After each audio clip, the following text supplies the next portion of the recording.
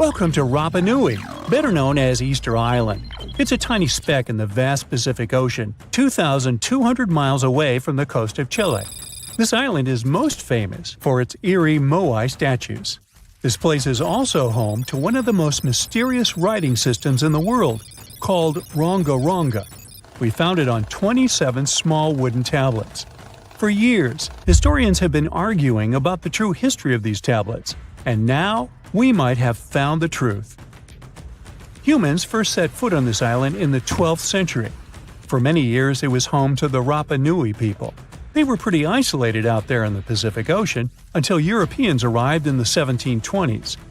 Europeans brought with them lots of troubles, leaving only a small fraction of the native population alive. Later in the 19th century, a missionary, Eugene Iro, went to the island and discovered the wooden tablets with intricate symbols carved on them. He wrote how marvelous they are, but there are hundreds of them on the island, and that they can be found in every household. But unfortunately, not all of them survive to this day. We've only got 27 of them. Some of them were heavily weathered, burned, or otherwise damaged, and now they're scattered all over the world in museums and private collections. Some of the language's artifacts were carted off to Tahiti and then to Europe by Europeans, leaving none behind on Easter Island itself. The four sacred tablets found their home in a congregation in Rome. They were the ones used in the recent discovery. For years, historians have been arguing whether this writing system was made up by the islanders themselves or they borrowed it from Europeans. To find the truth, they decided to use a technique called radiocarbon dating. All organic materials, like wood, charcoal, and so on, contain a tiny amount of a radioactive form of carbon called carbon-14. When life comes to an end, things stop taking in carbon-14, and the amount they had starts to decay over time. By measuring how much carbon-14 is left in a sample, we can assume how old this sample is. This is how we learn the age of many fossils and artifacts. So, they looked at the age of some Ronga Ronga tablets. 3 of them were crafted from trees grown in the 18th or 19th century, which aligns with the arrival of Europeans. However, one of them is older than the Europeans' first visit to the island. There are 2 reasons to believe that Rapa Nui people created this writing system themselves. First, Ronga Ronga works differently from European languages. Decoding it is a pretty hard task. Unlike English, this language boasts over 400 unique glyphs, none of which resemble any known writing system. There were many attempts to decipher this language, and none of them were successful so far. And second, one of the tablets is shown to be from around the 15th century, before the Europeans arrived. The problem is that radiocarbon dating can only tell us when the wood the tablet was made from was cut down, not when the writing was put on it. And since we've only got one tablet to go by, this isn't enough to be completely sure. On the other hand, why and where would they preserve cut wood for over 200 years just to grab it and write something on it one day? But anthropologists and historians say that it's possible. Scarce wood resources might have led the islanders to reuse old driftwood, which could be centuries older than the writing itself. This is known as the old wood problem in archaeology. Plus, the tablet looks very preserved. It was maintained to protect it from wood-damaging insects, humidity, and so on. That's why it survived over the centuries. Whatever is written on it, it was probably important for the Rapa Nui people. Now, all of these are guesses and clues, but scientists are cautiously optimistic. They believe that Ronga Ronga could be one of the rare instances of independent writing invention, like those of the Sumerians or the Egyptians. But we need more evidence. In the Rapa Nui language, rogo rogo means to recite or to declaim. Not everyone could write, only a select few. Probably only the elite of Easter Island, mostly men, knew and could read this written language. After colonization, none of them survived. So now we have to rack our brains trying to figure out what's written here. First, scholars can't agree on what type of script it is. We aren't even sure that this was their language. But even if it was, we don't know whether it's a primitive form of writing or a fully developed system. In the 1990s, a linguist, Stephen Roger Fisher, believed he might have cracked the code of Ronga Ronga structure. His idea was that these tablets conveyed cosmogonies. Cosmogonies are stories or narratives that explain how the universe was created and how natural phenomena came to be. They often come from ancient traditions and cultures, like those found in East Polynesia. The tablets could have talked about things like how the world began, where everything came from, and how different aspects of nature, like the stars or the mountains, were formed. This would also explain why only the wise elite could write. Fisher thought that Ranga is a mix of logographic and semasiographic systems, which means that some symbols represent spoken words, while others represent ideas or concepts. But deciphering them would be very hard because it requires extensive memory and knowing context, because the symbols are more like hints than complete expressions. However, other language experts disagreed with his ideas, saying there were problems with how he put together his theory. Unfortunately, Fisher couldn't prove this hypothesis. Maybe these are just drawings. If we look at the tablets, there are some things that look recognizable: people, animals, plants, and geometric shapes. There are some birds. One of them looks like a frigate bird, which Rapa Nui people associate with the deity Maki Maki. There are also fish, centipedes, and so on, or at least these glyphs look like them. Could it be just art or a form of decoration? Maybe, but there are some problems. The glyphs show a high degree of complexity and structure. They also keep the same style. For example, there are several symbols that show something human-like with a raised hand. The only difference is different heads. As if it wasn't complicated enough, this unique writing style also uses a system known as reverse boustrophodon. This means that each alternate line is flipped upside down, resembling nothing seen elsewhere. We don't know why they would turn the tablet upside down after each line. But all this shows that they had some sort of system and organization behind these symbols. Plus, it seems like they use these tablets every day for some practical purpose. But there's some hope for the future. New technology, like AI and other computer programs, might help us understand lost languages. We already started creating algorithms that could help us solve other mysteries, like the Voynich manuscript. Academics even organized the Vesuvius Challenge, a machine learning competition that, in 2023, cracked the riddle of the ancient Herculaneum scrolls. The scrolls were buried under volcanic mud after the catastrophic eruption of Mount Vesuvius in 79 AD. In real life, the scrolls are very fragile, so deciphering them would be a very hard task. But with digital scanning and machine learning, it's much easier. They have a rich history. They most likely belong to the personal library of an Epicurean philosopher named Philodemus. These scrolls contain very important insights into Greek philosophy and Latin literature. If we decipher more of them, we'll learn more about the rich history of the Roman Empire. Scientists found a new statue on Easter Island, inside the crater of an old volcano. They were sure they already cataloged all the Moai. That's what they call those famous stone giants. But this discovery changes what we know about them. First of all, the Moai were rarely alone, so we may hear about more of them in the same area. Second, it's the first Moai found at the bottom of a lake. Scientists were working on a project to restore the marshland in the volcano's crater when they stumbled upon the statue. The lake that was here began to dry up in 2018.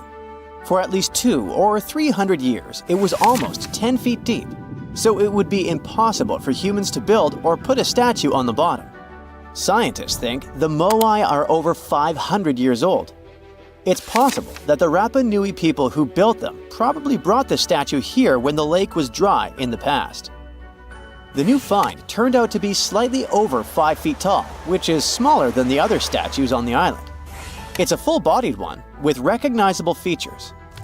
Researchers also plan to do radiocarbon dating to find out the exact age of the statue.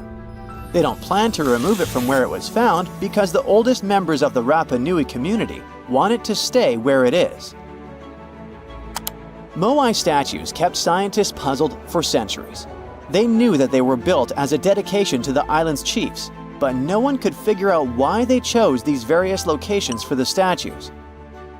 Most of them were found along the coast of the island.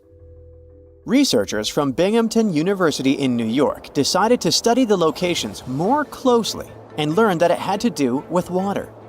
Easter Island has porous volcanic soil that absorbs rain easily, so there aren't enough streams or rivers and too little fresh water.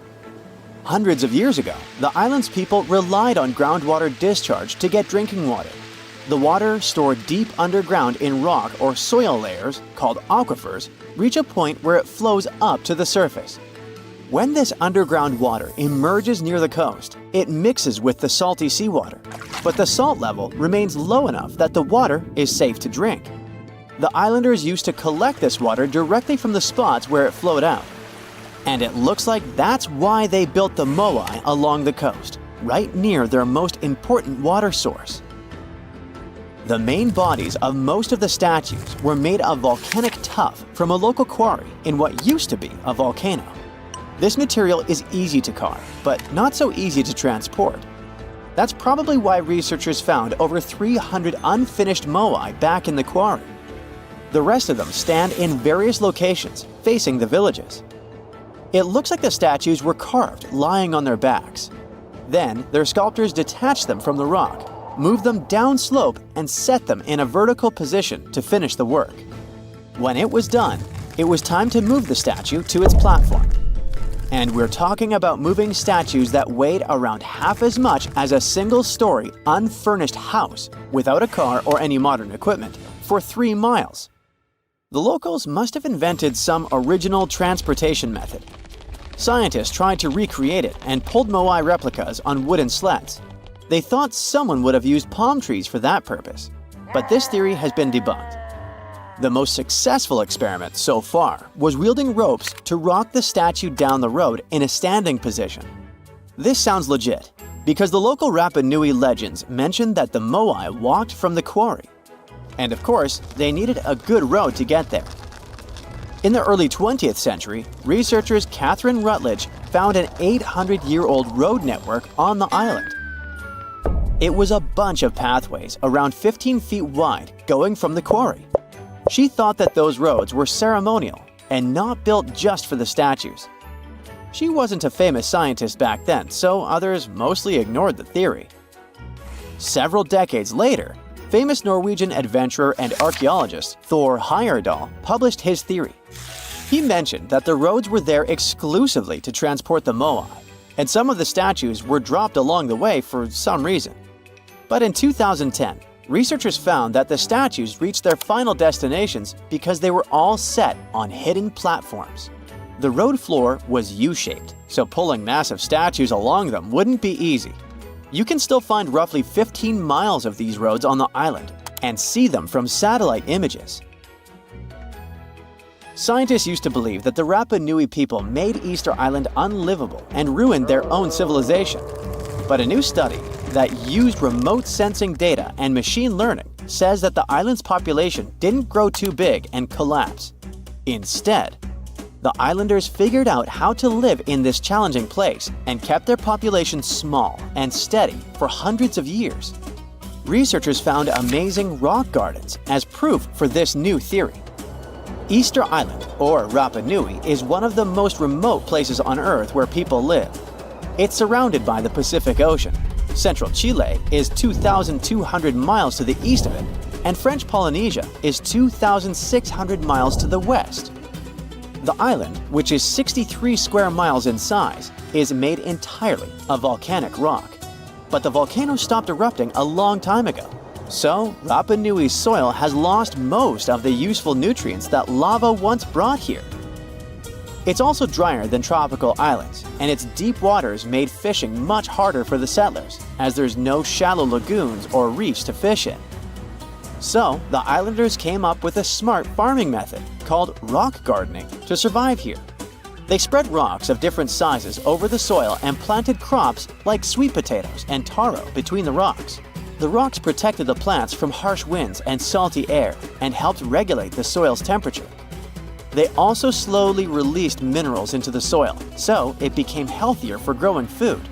Some islanders still use these gardens, although they don't produce a lot of food. People in places like New Zealand, the Canary Islands, and the US Southwest have used similar techniques to grow crops in uneasy environments. While scientists are solving Easter Island mysteries, the island itself is teaching them something new about how the Earth's mantle works. For years, they thought it moved like a slow conveyor belt, carrying tectonic plates along with it. But a new study by geologists from Cuba, Colombia, and the Netherlands is challenging this idea. They used a special method called zircon dating to figure out the island's age. Zircons are tiny crystals that form when magma cools, and they have traces of uranium inside that turns into lead over time. So, the scientists measured this change to tell the age of zircons. And they were shocked when they saw that some zircons were way older than expected, around 165 million years old. The island itself is only 2.5 million years old. The scientists found that these ancient zircons came from deep inside the mantle, under the tectonic plate, by magma from earlier volcanic activity.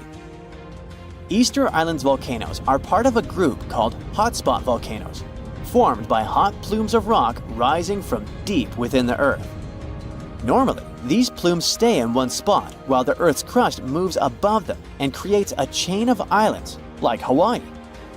But the discovery of ancient zircons on a younger island shows there's more going on deep underground than we thought. Research showed that 165 million years ago, a giant volcanic plateau existed where Easter Island is now. But 110 million years ago, it sank under Antarctica because of tectonic subduction. Ancient zircon minerals stayed put and didn't travel away with the mantle conveyor belt. So, it looks like the mantle near hotspot plumes doesn't flow as much as scientists used to think. It stays still. This new idea could lead to big changes in how we understand plate tectonics and how the Earth's inside moves over time. About 14,000 years ago, some super skilled builders from another planet landed on Earth. Their mission was to help build a massive stone complex with perfectly interlocking blocks. They used some advanced technology, centuries ahead of their time, and once the job was done, they disappeared without a trace. This is not a sci-fi plot, but one of the theories trying to explain the mystery of Puma Punku. Scientists don't officially accept it, but they still don't know for sure how, when, and who built this impressive construction. Puma Punku is part of the ancient city of Tiwanaku, near Lake Titicaca in Bolivia. Tiwanaku is an important place in Inca traditions. They believed it to be the place where the world was created. Historians believe Puma Punku was built around 536 AD. The first Europeans discovered it in the middle of the 16th century. At the heart of Puma Punku, there is a huge, terraced platform filled with massive stone blocks, some as big as a school bus. The largest one weighs a jaw-dropping 131 tons. That's heavier than 20 elephants. Even the smaller rocks are as big as a couch. Archaeologists believe there were at least 5 big gateways, as well as several smaller ones that may have been part of a grand monument. The site is built using 2 types of stone, red sandstone and andesite, which is one of the hardest rocks on Earth. The 8-shaped blocks of the construction fit together like puzzle pieces. They all look the same, as if they were mass-produced in a factory. But that should have been impossible for an ancient civilization. Even the smaller rocks are as big as a couch. These blocks were carved with precise holes and grooves to fit together. Builders made perfectly straight lines, cut identical angles, created smooth surfaces, and drilled holes. Some scientists believe they may have used advanced techniques, but there's no record of the tools they used. It took another 1,000 years before other civilizations could match this level of precision. One of the biggest mysteries is how these enormous stones were transported. Puma Punku sits high up in the mountains at 12,600 feet above sea level. So high that even trees don't grow there. The builders didn't have wheels, cranes, or modern machines. Yet somehow, they moved these heavy blocks miles from their original locations. Some scientists think they used llama skin ropes and ramps, but no one really knows for sure. The most commonly accepted version is that the Tiwanaku civilization, which thrived in the region between 500 and 1000 CE, built this impressive site. The complex was enormous and had many different areas. A western court, a large open area in the center, and an eastern court that was surrounded by walls. Long ago, it must have been incredibly beautiful, with polished metal plaques shimmering in the sunlight, brightly colored fabrics and ceramics decorating the buildings, and people in elaborate costumes walking through the plaza. But something doesn't add up here, as the Tiwanaku people never wrote down how they built Pumapunku.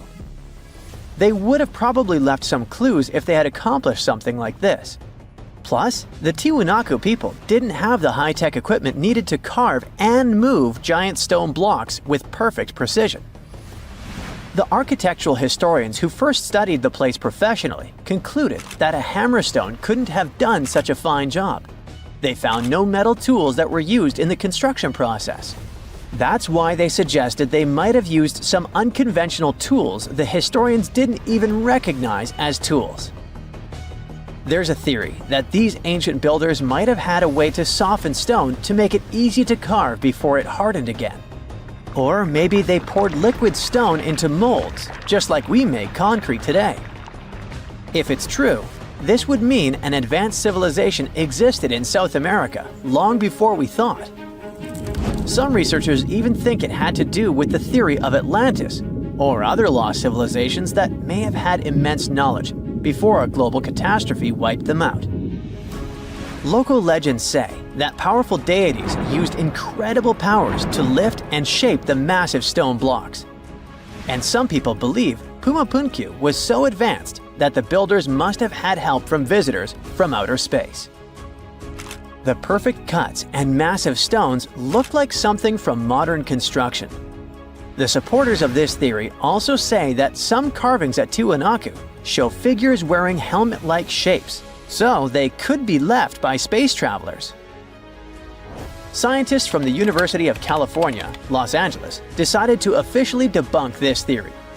They created a digital model of Pumapunku using super precise measurements from historical records.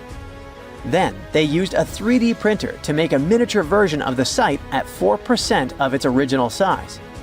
Once the pieces were printed, the team sorted them by size, shape, and design, like a giant puzzle. They noticed that some blocks had special grooves for holding metal clamps, and others had ornamental carvings. When they finished their model, they realized one of the buildings had a very familiar design. It looked just like structures from two nearby sites. This was solid proof that Pumapunku was built by humans, not visitors from outer space. Over the centuries, people stole stones from Pumapunku and moved them around. This made things even more confusing for archaeologists. UCLA team created a digital archive, so researchers all over the world can now study the site without traveling to Bolivia. So maybe we'll hear about the new twists in this mystery soon. Another construction from the past that still impresses us with extreme precision is the Serapeum of Saqqara, a burial place built around 3,000 to 3,500 years ago. A French scientist accidentally discovered it in 1850. Inside the Serapeum, he found a long underground hallway. On both sides of the hallway, there were giant stone rooms, and inside those rooms, there were huge granite sarcophagi.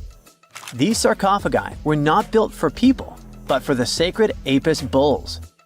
These bulls were treated like royalty, as the people believed they were chosen by deities. The Egyptians believed these bulls were the incarnations of the deity Ptah and had magical powers to protect their kingdom.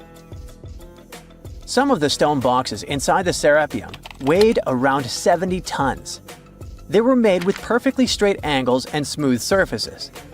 Scientists noted roller marks on the floor and found wooden winches with levers, which the Egyptians likely used to move the sarcophagi. Since the burial chambers were lower than the hallway floor, workers filled them with sand, rolled the sarcophagus into place, and then slowly removed the sand to lower it perfectly into position. A stone inscription found in the Serapeum said it took 28 days just to move one of these stone boxes. Even though these sarcophagi were meant for bulls, they were way bigger than needed. Pharaohs, who were the rulers of Egypt, were buried in tiny coffins. So it's really weird that these boxes were so enormous. Another question is why they used granite, which is so hard to carve, instead of limestone. Some people believe the stone boxes weren't just tombs. They might have been ancient energy generators. The Egyptians knew about fermentation. If someone placed food or meat inside a perfectly sealed granite box and let fermentation happen, pressure would build up inside. Granite contains quartz, a special crystal that creates electricity when squeezed. As pressure increased, the box's lid could pop open, releasing gas. Ancient drawings found in the Serapeum show stones stacked on top of the boxes, which might have been used to make the lids even heavier and help produce more electricity. Thousands of years later, when explorers opened these boxes, they only found bull bones, maybe because all the organic material had disappeared over time. Scientists still aren't sure if the massive stone boxes were actually ancient energy systems, so the mystery lives on. Hey there, curious history buffs. Have you heard the legend of the ancient race of giants of Nevada? Yes, I'm talking about actual giants that allegedly lived thousands of years ago. Now I know what you're thinking. Giants, really? Well, archaeological finds add fuel to this debate too. And here's where it gets interesting. Lovelock Cave was indeed used as a burial site, and some of the remains found there are much larger than average human bones. The cave is by the Humboldt Sink in western Nevada. It was once part of an enormous lake, which eventually dried up, leaving a number of smaller ones, including the Humboldt Sink. The cave became the home of the Site-Ka tribe. According to the legend, these red-haired giants were so big that they had to be buried in the cave itself. Indeed, later on, archaeologists discovered 8 to 10 foot tall skeletons. This legend started to unfold when a mining engineer named John T. Reed talked to the locals in 1886. Once Reed saw the cave, he knew he was onto something. The news spread soon, but the cave was attracting another type of attention too. The deposits of a fertilizer known as guano were discovered inside the cave.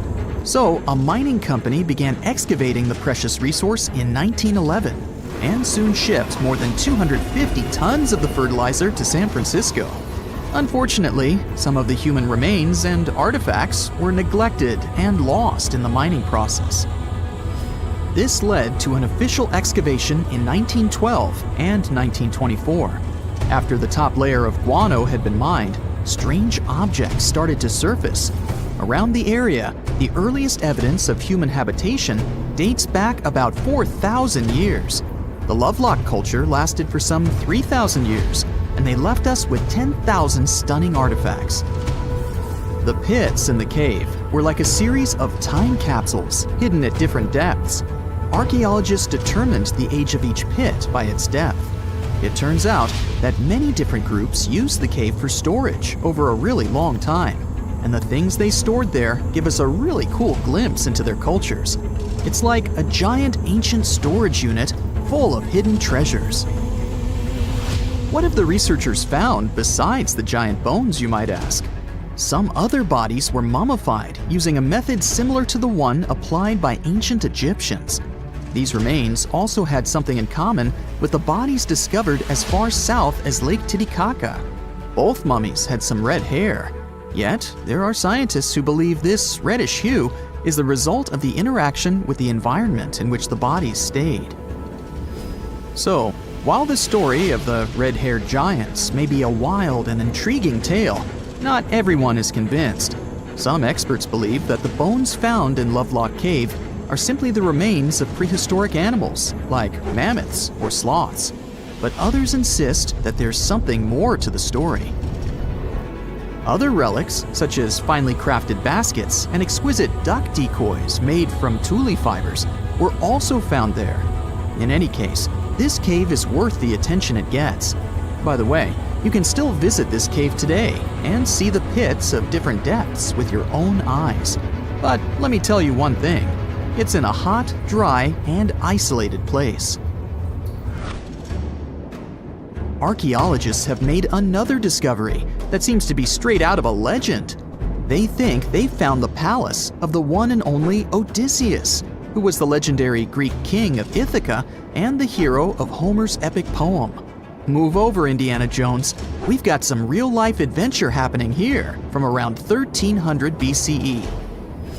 Apparently, this is the only palace mentioned in Homer's epic poems that hasn't been found. The excavations have been made on the Ionian Islands, and the view from the ruins found on the island of Ithaca are exactly as described in the Odyssey, says the professor who led the excavation team. Known to the ancient Romans as Ulysses, the Greek hero took 10 years to return home to Ithaca after the fall of Troy. For many years, Homer's other epic, called the Iliad, which tells the story of the protracted siege of Troy by the Greeks, was regarded as a myth too. But then, in the 1870s, Troy was rediscovered in modern-day Turkey's Çanakkale city. So, if they found Troy, who's to say they couldn't find Odysseus' home? The researchers were following Homer's words as a roadmap. The excavation site has a building complex with 2 levels. It has important finds such as storerooms and workshops, a complicated drainage system, and fragments of pottery. It also has a well from the 8th century BCE, which is around the time when Odysseus is believed to have been the king. Yet, not everyone is convinced that the team has actually discovered the home of Odysseus. A British researcher named Robert Biddlestone insists that Homer's description of ancient Ithaca isn't very similar to the island that now has its name, and that Odysseus' kingdom was actually on the Isle of Cephalonia. However, Italian archaeologist Adriano La Regina might have a more realistic approach to this debate. He says that whether this find has a connection to Ulysses or not, what's more important is the discovery of this royal palace. Once upon a time, in a land far away, the Klamath Indians spread a legend about the creation of Crater Lake. Okay, maybe this land is not that far away, and it still exists. You can find it in south-central Oregon, in the western United States. Anyway, the legend has it that this lake was formed in a vicious battle between 2 volcanoes, Mount Mazama and Mount Shasta. Then the spirits of Earth and the sky, which are Lau, who ruled the below world, and Skel, the chief of the above world, joined the fight. It turned into a geological drama. During the battle, darkness veiled the land. The fight was over when Mount Mazama collapsed and sent Lau back into the underworld. Then the rain filled the pit and created a lake in the place where the mountain had once stood. Flash forward to our time. Scientists have discovered that Mount Mazama did erupt 7,700 years ago. Artifacts found in the area prove that the legend indeed contains some details about the explosion. The tale says that red-hot rocks were flying through the sky. This happened during the volcanic eruption that caused the mountain to collapse. This created the volcanic caldera, which later on got filled with water. What makes this legend came true story unusual is how long it has existed.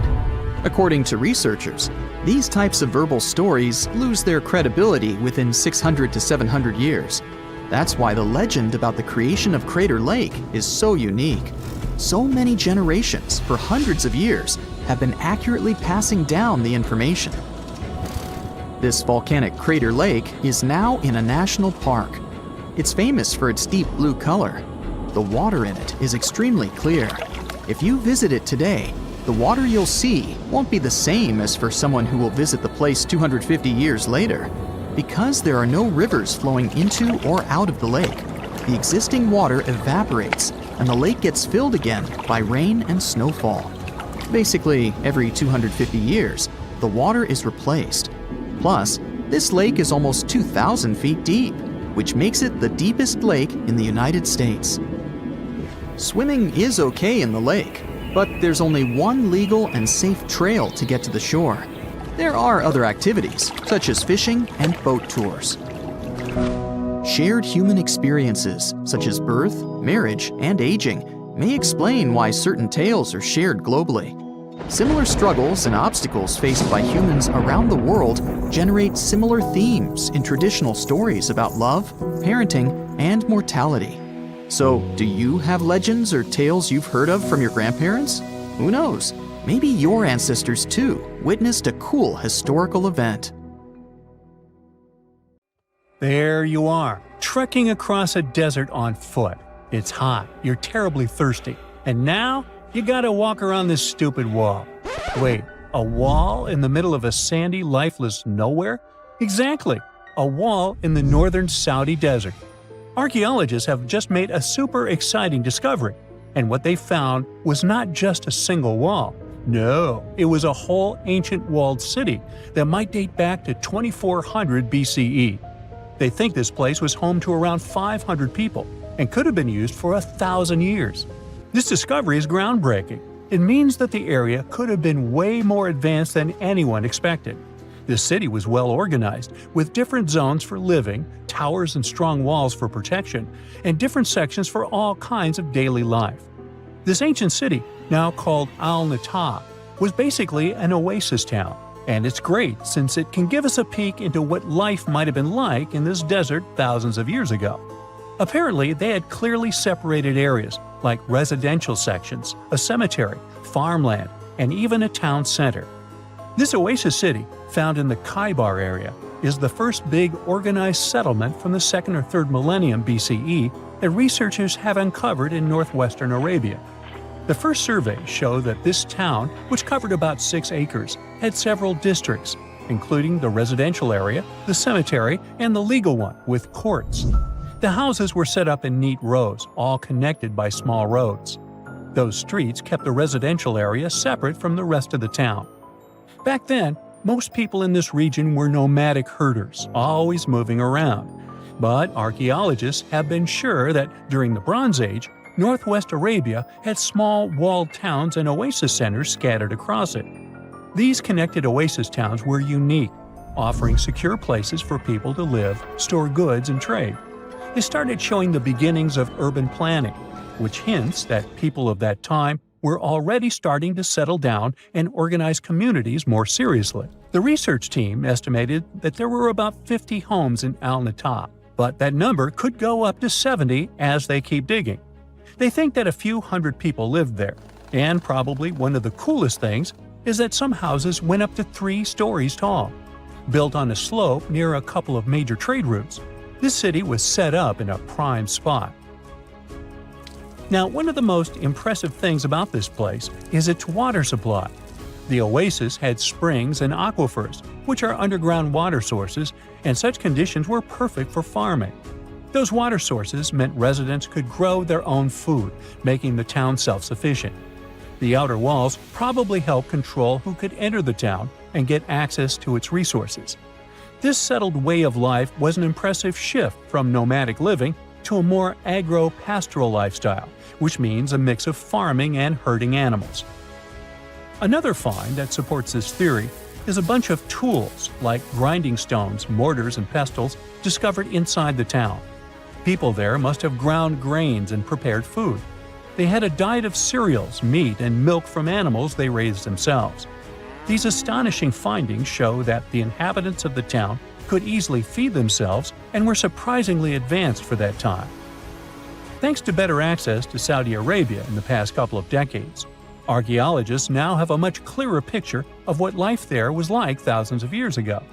The most exciting thing is that Al-Natta might have been part of a whole network of similar fortified oasis towns spread across the region, and all of these connected sites could show us how trade routes and small settlements worked together at that time in that arid area.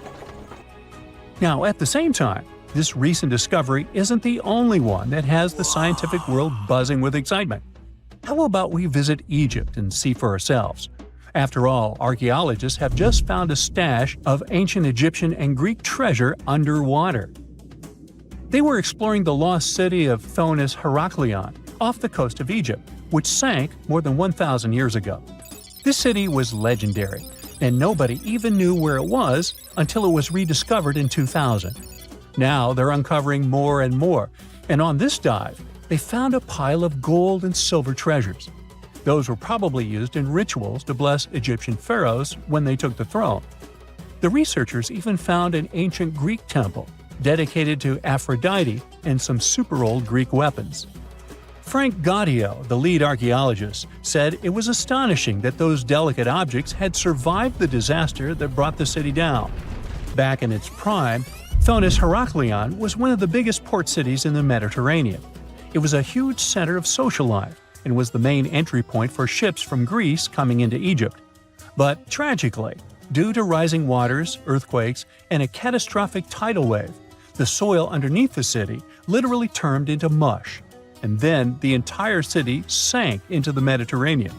It was forgotten until Gaudio's team found it in 2000. Since then, they've been uncovering new parts of the city and piecing together its history little by little. If a lost underwater city doesn't seem impressive enough, we can travel to the Amazon. The discovery made there is truly mind-boggling. For centuries, people have talked about lost cities deep in the Amazon, like El Dorado, that mythical city of gold that lured Spanish explorers into the jungle. A lot of them never came back. Then, in the 1900s, a British explorer named Percy Fawcett went searching for what he called the lost city of Z, and he too disappeared. But now, finally, scientists have actually found proof that those lost cities in the Amazon were real all along. A team of scientists use a tech called LiDAR, which basically allows you to see through thick jungle from above by bouncing light beams off the ground. They flew over the jungle in Bolivia in a helicopter about 650 feet up and mapped out those hidden ancient cities. What they found were ruins of a huge urban settlement built by the Kasarabi people who lived there from 500 to 1400 CE. And it wasn't just a couple of buildings here and there. No, the LiDAR maps revealed massive urban centers, pyramids, platforms, roads, canals, and causeways, all carefully laid out. Turns out the Amazon wasn't just an untouched jungle. It was once home to big, complex cities. A scientist from the German Archaeological Institute explained that Europeans had long ignored the possibility of ancient Amazonian cities, but the LiDAR maps show they were wrong. The new maps have revealed 26 sites, including 11 that no one even knew existed. Researchers have discovered two main city sites, Landivar and Kotoka. They had massive moat causeways stretching out like spokes on a wheel, linking the main cities with smaller surrounding settlements. Some of the canals even connected the cities to rivers and a big lake, which allowed water to flow through the area. Over the years, scientists found scattered ruins all over this region, but the thick jungle made it nearly impossible to connect the dots and see if or how they were related. With LiDAR, the whole layout came to life, showing that those sites were part of a much larger organized urban system. It's now also clear that the sites had a greater meaning, since everything is lined up in a way that could be symbolic of the spiritual beliefs of the inhabitants. The Kasarabi culture isn't as famous as the Maya, but they had a thriving society in an area that faced huge challenges, like yearly flooding. And although the nearby Andes had their own monumental sites, the Kasarabi were doing something absolutely unique. They even had reservoirs to store water, which suggests they might have been dealing with occasional droughts, which is pretty unusual for the Amazon. Actually, those terrible droughts could be why the Kasarabi eventually left their cities around 1400 CE. Strange and amazing items are discovered often, but figuring out what our ancestors were up to is pretty tough. Especially when all you have are just some rusty cups and cave drawings. It's no surprise that even the experts in lab coats sometimes make mistakes. But it's not just about dusty plates and huge stones. Sometimes there's even humans with large heads. So grab your digging tools and let's travel back to ancient times to explore incredible societies that even scientists can't fully explain. Sardinia may look idyllic now, but I'm not gonna lie, I wouldn't fancy visiting it 3,000 years ago. Rumor has it, terrible giants roamed around this island back then. People even talk about finding human skeletons over 13 feet tall there, although nobody's ever shown anything to prove it. But the stories will make you wonder because some weird stuff has definitely happened. In 1974, over 5,000 pieces of broken stone artifacts were found in a part of the island called Monte Prama, but instead of being displayed in a museum, they were locked up in an underground vault for about 30 years. Sounds a bit suspicious, doesn't it? When they were finally displaced in 2005, scientists put the pieces together to find statues of 38 giant men standing 8 feet tall. Not quite as tall as the legendary skeletons, but still pretty huge. It's thought these statues were made by the Nuragic people, who lived on the island a long time ago. Besides giant statues, they also built over 8,000 massive stone buildings. Perhaps Nuragic weren't giants themselves, but they definitely liked their things big. I do too. I like a big number of likes on our videos. That would be pretty great. Thank you if you liked this and subscribed. Now back to the video. You and I are pretty smart, but we might not be the smartest humans ever. Actually, we might not even be the smartest species. Since 1913, some skull fossils found in South Africa have hinted at a possibly smarter contender called Boskop Man. This human-like species might have lived as recently as 10,000 years ago. Their skull suggests they had really big heads, which means their brains could have been 30% bigger than ours. Wow! Their average IQ could have been around 149, making them among the smartest 0.05% of people today. But if a Boskop Brainiac was so much smarter, why are they not around and we are? Well, bigger isn't always better, you know. Our brains are a lot bigger than our ape relatives, mainly in the prefrontal cortex. This part helps with high-level tasks like making decisions, remembering things short-term, and being aware of ourselves. The parts of the brain that handle our senses and movements haven't really grown much. So, maybe the Boskops spent too much time dwelling on the past rather than doing practical things like hunting. But this is all just guessing. We really don't know what happened to these clever cousins of ours. Some people even argue that Boskops weren't any different from us, with the only evidence being parts of skulls. The jungle is huge. Did you know the Amazon rainforest is home to about 30% of all the world's plant and animal species? That's impressive.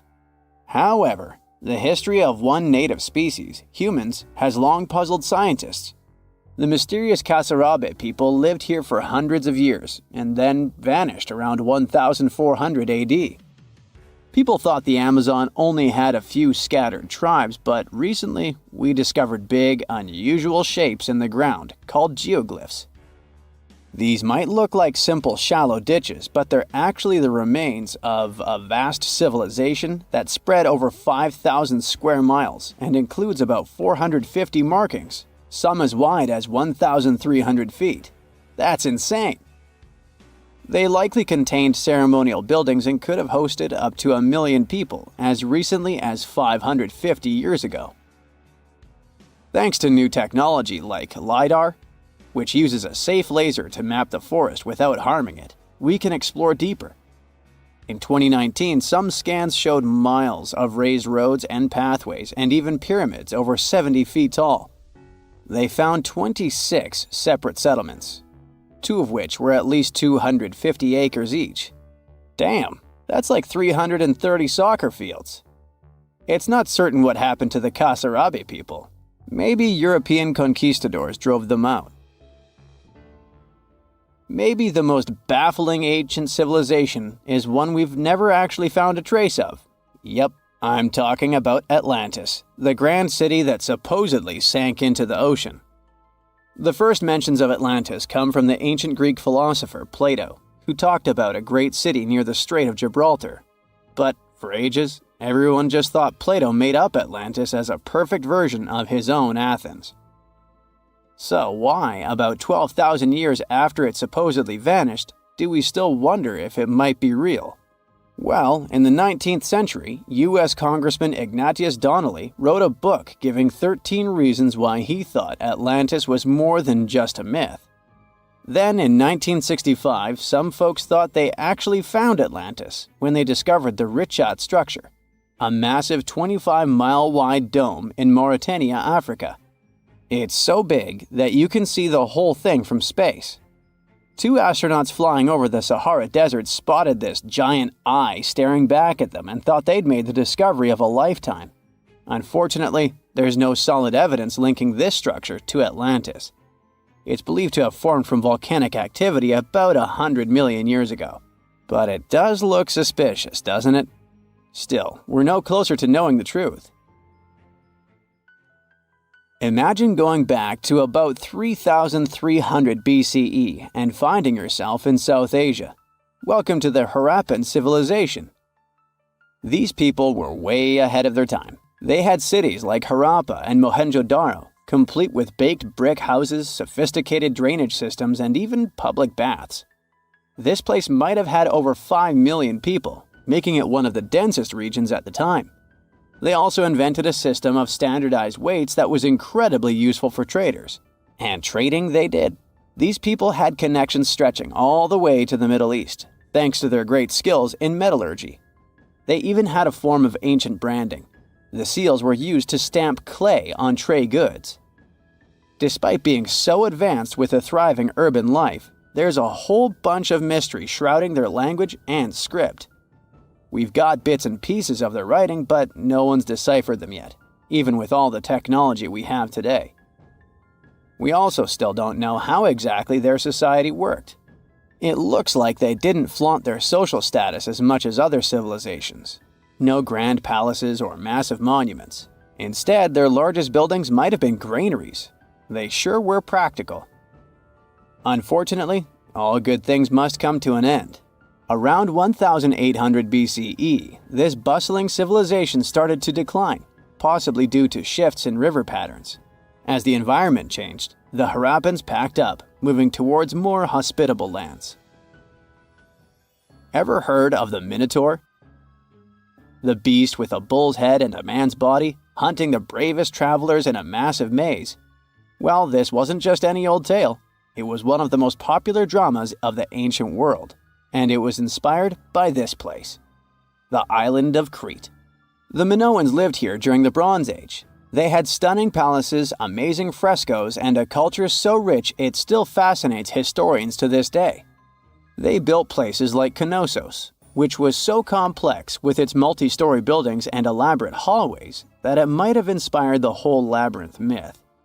Their engineering was so ahead of its time that even their drainage systems were more advanced than what many of us have today. Let me know in the comments which of these stories you find the most fascinating, and thanks for watching. You're traveling through Google Earth to find the perfect vacation spot when suddenly you come across something pretty unusual. It's a desert, ocean, forest, and lake all in one place. Lake Repa in Senegal got its pink color from the algae producing a red pigment absorbing sunlight. White beaches and sandy dunes separate the lake from the Atlantic Ocean. The best time to see it is from November to June, during the dry season when it's the brightest. Around 3,000 people work at the lake every day, collecting salt that it's full of. Because of that, the fish living here are 4 times smaller than those in a normal environment. The lake is also famous because the Dakar Rally used to have its finish line here. You reach for a soda and accidentally scroll down from your new favorite destination. 2 minutes of scrolling later, you realize you've found an introvert's dream. The island of Tristan da Cunha is an active volcano that hosts the most remote permanent settlement in the world. It's home to around 250 people, and their nearest neighbors are 1,800 miles away. Talk about distant relatives. The only way to get there is by boat, and it's a 6-day-long trip from Cape Town. You need special permission to set foot on the island, and ticket sales are super limited. Well, let's scroll back to civilization. The Atacama Desert in Chile looks like a pretty empty place, except for, is that a giant hand? This art piece by a local artist is about as tall as a telephone pole. They have to scrub off words and phrases left on the hand by vandals who travel here despite the remoteness of the structure. We still have plenty of places to go, so let's move on to… Wow! Looks like there's a bird inside a volcano in the Mexican state of Baja California. A team of over 100 people worked on this piece of art. They wanted to create an identity for a local tribe that believes vultures are wise teachers for humans. Yeah, vultures. The place is free to visit, but you'd have to hike to the peak of the hill to see the bird. Time to get under the water. You wouldn't expect to see much except for corals and fish, but here it is. The Cancun Underwater Museum of Art has a total of 500 sculptures standing in 3 separate galleries. Most of them are designed by a British sculptor.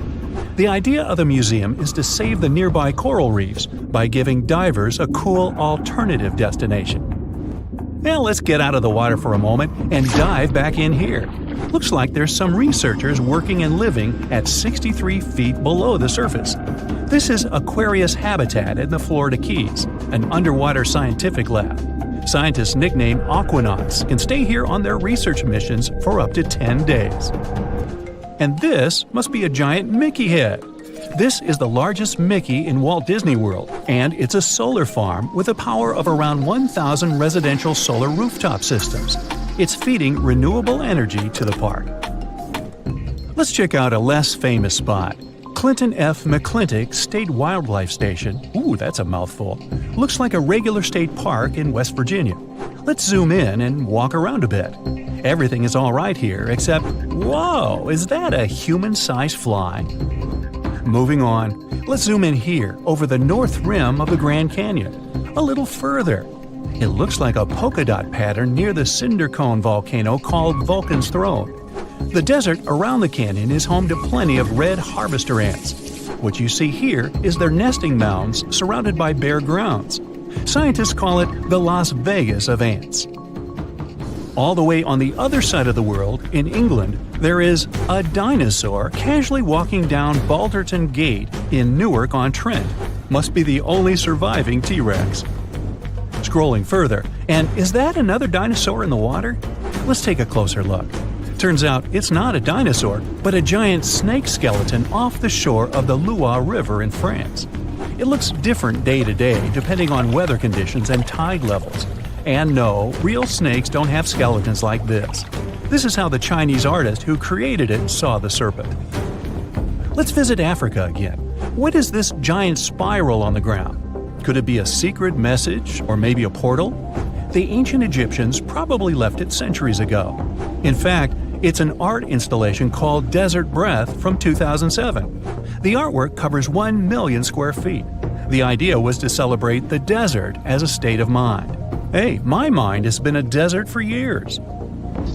Off the coast of Sudan, there's one of the largest shipwrecks you can find on Google Earth. It's a Bolivian cargo ferry that sank in 2003. Let's go further east. There are about 260 mysterious stone triangles in Saudi Arabia. They point toward a bullseye also made of stone. If you scroll a bit further, you can also notice desert gates with 2 thick walls. The purpose of the gates is still a mystery. Are those huge weird wheels on the ground? The ones in Jordan are all different in design. Some of them have spokes positioned in such a way to align with the sunrise on the winter solstice. Scientists believe the wheels in the Black Desert were built around 8,500 years ago. When flying over Kerala, India, you can't miss a huge vulture. It's the largest bird sculpture in the world, as tall as a bowling lane and as long as the height of the Leaning Tower of Pisa. The name of the bird is Jatayu, and it symbolizes the protection of women, their honor and safety. Next point, let's zoom in on it. This tiny island lies in a crater lake on an island called Volcano Island in Lake Taal, on the Luzon Island in the Philippines. There's another island in a lake on an island in a lake on an island in Canada's Nunavut territory that is thought to be the largest in the world. No human has set foot here, and it even has no name. It was discovered by Google Earth fans. The coldest, driest, and windiest continent of Antarctica must be hiding some mysteries too, like this cute creature off Zacelli Station. Could it be a giant extinct megalodon? It was the largest fish that ever lived, about 3 times as big as the largest sharks in the ocean today. Scientists found their fossils off the coast of every continent except Antarctica. So this could be a groundbreaking discovery if it turns out to be a real one. Hey, looks like there's another sea monster north off Antarctica. Could this black hole be Kraken himself? It used to scare sailors off the coasts of Norway and Greenland, so it probably moved to Antarctica over the centuries that it hadn't been seen. It had been probably inspired by a giant squid, so nothing is impossible with this one. Some locations on Google Earth are blurred for different reasons, like this one, the yard of orange trees in Almeria, Spain. There's an administration office and a courthouse in the rectangular yard. The first orange trees were planted here in the 15th century. You can visit the yard in person, but can't see it on Google Earth. It's not clear why Google decided to blur Kos International Airport on the Greek island of Kos. It's a popular tourist attraction that gets plenty of visitors, especially during the summer months. Half of Moruroa Island in French Polynesia is clear, and the other half is blurred. You can't visit either of the parts anyways, as it used to be a place for nuclear tests.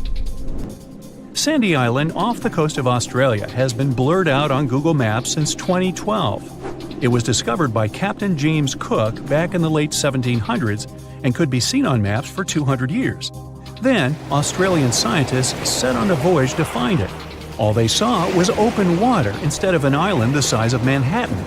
It must have been a mistake of cartographers who had first put it on the map. Oops. This just in, the world's oldest pyramid was built during the last ice age. And I'm not even talking about Egypt. I'm saying our ancestors might have spewed a 27,000-year-old pyramid in West Java. Gunung Padang is not exactly shouting pyramid. It's more of a mound with huge scattered stones tossed all over it. But local people seem to revere it, and they have for centuries. It wasn't until recently that the Indonesian authorities decided to excavate a bit deeper to see what all the fuss was about. They ended up finding the remains of a human settlement. It was rather unexpected, since the mound is pretty high up. This excavation could only prove there were humans in the area as far back as 45 BCE, which sounds reasonable. It was up to an Indonesian geologist named Donnie Hillman to prove that Gunung Padang is the world's first pyramid. He used all sorts of new technology to support his claim. Our guy used carbon dating, which digs deep into the earth and takes whole chunks of soil. He found layers and layers of constructions, like he was digging up Rome and finding ancient buildings buried in the ground. His research proved that there had been caverns and even rooms down there, which could only mean one thing: humans. As for the rocks located up in the mound, they were most likely strategically placed by the people who lived there back in the day. They needed a place to meditate, so they arranged things in a harmonious way. Their smooth surfaces wouldn't be the result of years of erosion, but the works of great sculptures, the Michelangelos of their day, let's say. If this is all for real, then human civilizations began way before we think they did. Our ancestors, the Paleolithic humans, didn't have what it took to be considered a civilization, especially not the tools and knowledge to build pyramids. They needed a lot of masonry skills, which weren't all that available during the last ice age. His peers don't share this view, though.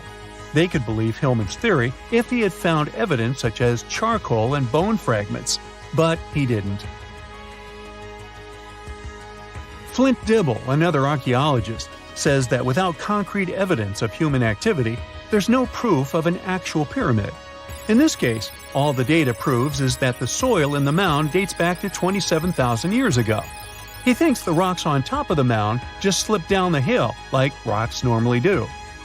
Only a complex society would have managed to build a stepped pyramid like they claim it was. But according to Bill Farley, an American archaeologist, there's just no reason to believe there were any settlements in Indonesia during the last ice age. Now, just so you know, the oldest known ancient society with this kind of knowledge is probably 11,000 years old and used to occupy the region of modern-day Turkey. Take a look, Turkey's Göbekli Tepe. It's also not a pyramid, but it's the oldest monolithic construction made by humans. Back in the Neolithic period, a lot of people settled there, and there are proofs for it. For example, the walls there are covered in ancient drawings of clothing and wild animals. Until recently, the title of the world's oldest pyramid went to a three-sided construction known as the Djoser Pyramid in Egypt. Djoser is located just a few miles south of the Giza complex in a town called Saqqara. It made its way to popular culture more than once. In the 18th century, it became a common feature in European paintings. Young men from the cultural elite did a grand tour around the world, and Saqqara was at the top of their list. It was also featured in the video game Assassin's Creed, with a digital representation way more accurate than many historical drawings of the thing. That was kind of a big deal in ancient Egypt, to build pyramids for kings to spend their afterlives. And if you thought the Khufu pyramid was the oldest one in the world, well, Djoser was built 70 years ahead of that time.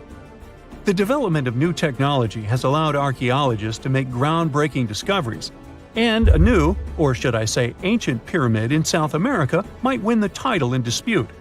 It turns out that pyramids were also pretty fashionable in the Americas in the old days. Among them are the iconic pyramids of Guatemala's Tikal temple complex, the same ones that appeared in Star Wars No. 4. But to find the oldest pyramid in the Americas, one would have to travel to Peru. Deep in the Peruvian desert, archaeologists stumbled upon a sprawling ancient metropolis known as Caral. At first, researchers believed that the settlement was pretty recent, since the site was way too complex for ancient technology to handle it. As we said, Caral is a desert town, like Las Vegas, but without all the hoopla. This means no easy access to water. And for cities like these to thrive, they need a considerable irrigation system, which leads us back to complex technologies. The Peruvians surprised us all with this new discovery. This site was huge, filled with an amphitheater, houses, and religious buildings. The whole thing probably sprawled through 370 acres. And when scientists went to test their initial hypothesis using radiocarbon dating, they found that the city probably sprung around 2027 BCE. On the site, archaeologists found 6 pyramids that could possibly predate the one in Saqqara. As far as they know, both civilizations coexisted in the same time period, in opposite parts of the world. But since researchers can't pinpoint the exact age of Caral's pyramids, it's pretty hard to guess which civilization completed their pyramid first. If only we had a crystal ball. Now, it just so happens that the shape of a pyramid is something that nature is able to produce all on its own, leaving us modern-day humans a bit confused. A classic example is the Japanese side of Yaonagani, which also goes by the name of Japan's Atlantis. The entire monument is about the size of 5 football fields and the height of a 5-story building. Explorers and scientists believe that Yaonagani dates back to 10,000 years ago. For Japan's top marine geologist, Professor Masaki Kimura, Yaonagani is the heritage of a lost civilization. Kimura has dived into exploring the ruins over 100 times over the past 10 years. To him, there are clear signs of human activity down there. Check out this triangular-shaped pool on the monument's surface. Kimura thinks it's actual proof of humans, because this triangle-shaped concave is a historical symbol of water fountains in the region. As it happens with a lot of these cases, not all scientists are convinced the same. For many, Yaonagani is probably the result of thousands of years of erosion, and the fact that the monument is composed of one massive rock leads them to believe it is not really human-made. Sure, these huge basalt columns may look like the ruins of a palace, but they're most likely the result of the intense volcanic activity in the region. And speaking of natural formations that really look like a human made it, a pyramid on Mars has been a hot topic lately. Humans have been keenly trying to prove that there is life on Mars for quite some time. But some are stretching it really far, saying that little green or gray people built a pyramid on the planet to try and build their own civilization. This picture was taken over a decade ago by the Mars Reconnaissance Orbiter, the MRO, but it started to resurface recently. It shows what looks like a 3-sided pyramid. Some people claim that the smooth side of the pyramid could only be the effect of otherworldly work. Then science comes along and explains that Mars is home to one of the deepest canyon systems in the whole solar system. The so-called pyramid is located in what is known as the Kandor-Chasma region. This Martian region has a bunch of similar formations that are nothing more than the result of erosion. Nothing supernatural going on there, apparently. Now, we wouldn't call this island mystical unless there were tales of giants living here. The island of Gozo in Malta is the backdrop of an ancient legend. Malta is an island country located in the Mediterranean Sea, just south of Europe. It's a very strategically located archipelago. Throughout history, it was ruled by many different societies, such as the Phoenicians, Greeks, Romans, and Carthaginians. One cold night, thousands of years ago, a farmer noticed the sky turn orange, then red, when he heard a loud thump. Although the ground seemed to be moving, this wasn't an earthquake. When he looked toward the woods, he saw a giant silhouette, taller than the trees. As he fearfully approached, he realized it was a woman, a giant woman. She introduced herself as Sansuna. Unlike the terrible giants of many tales, Sansuna didn't want to exterminate the human race. She was loving and caring. She told the farmer that she and her people could help protect their land from invaders. The locals were pretty interested in this offer. Since Malta is located in an important commercial route, it was constantly being invaded. The story says that Sansuna settled in Malta, and sooner rather than later, she was moving things around. And when I say things, I mean monoliths. Sansuna carried huge stones on her shoulder to build a magnificent temple called Gigantia, which means place of giants. She even did this while holding her half-giant, half-human kid on the other shoulder. Some say Sansuna lived exclusively on beans and honey, although others replaced honey with water. The funniest bit here is that Malta is the 10th smallest country in the world, but it somehow managed to host giants. Hey, go figure. The temple looked like a giant game of Tetris, with some stones weighing as much as 20 elephants. Some of these monolithic rocks are so heavy, scholars guess it would take 50 men working together to lift just one stone. Now, as much as this is entertaining, humans never proved giants were real, so this story couldn't be true. There's a brief mention of a species of giants called the Nephilim in some ancient texts.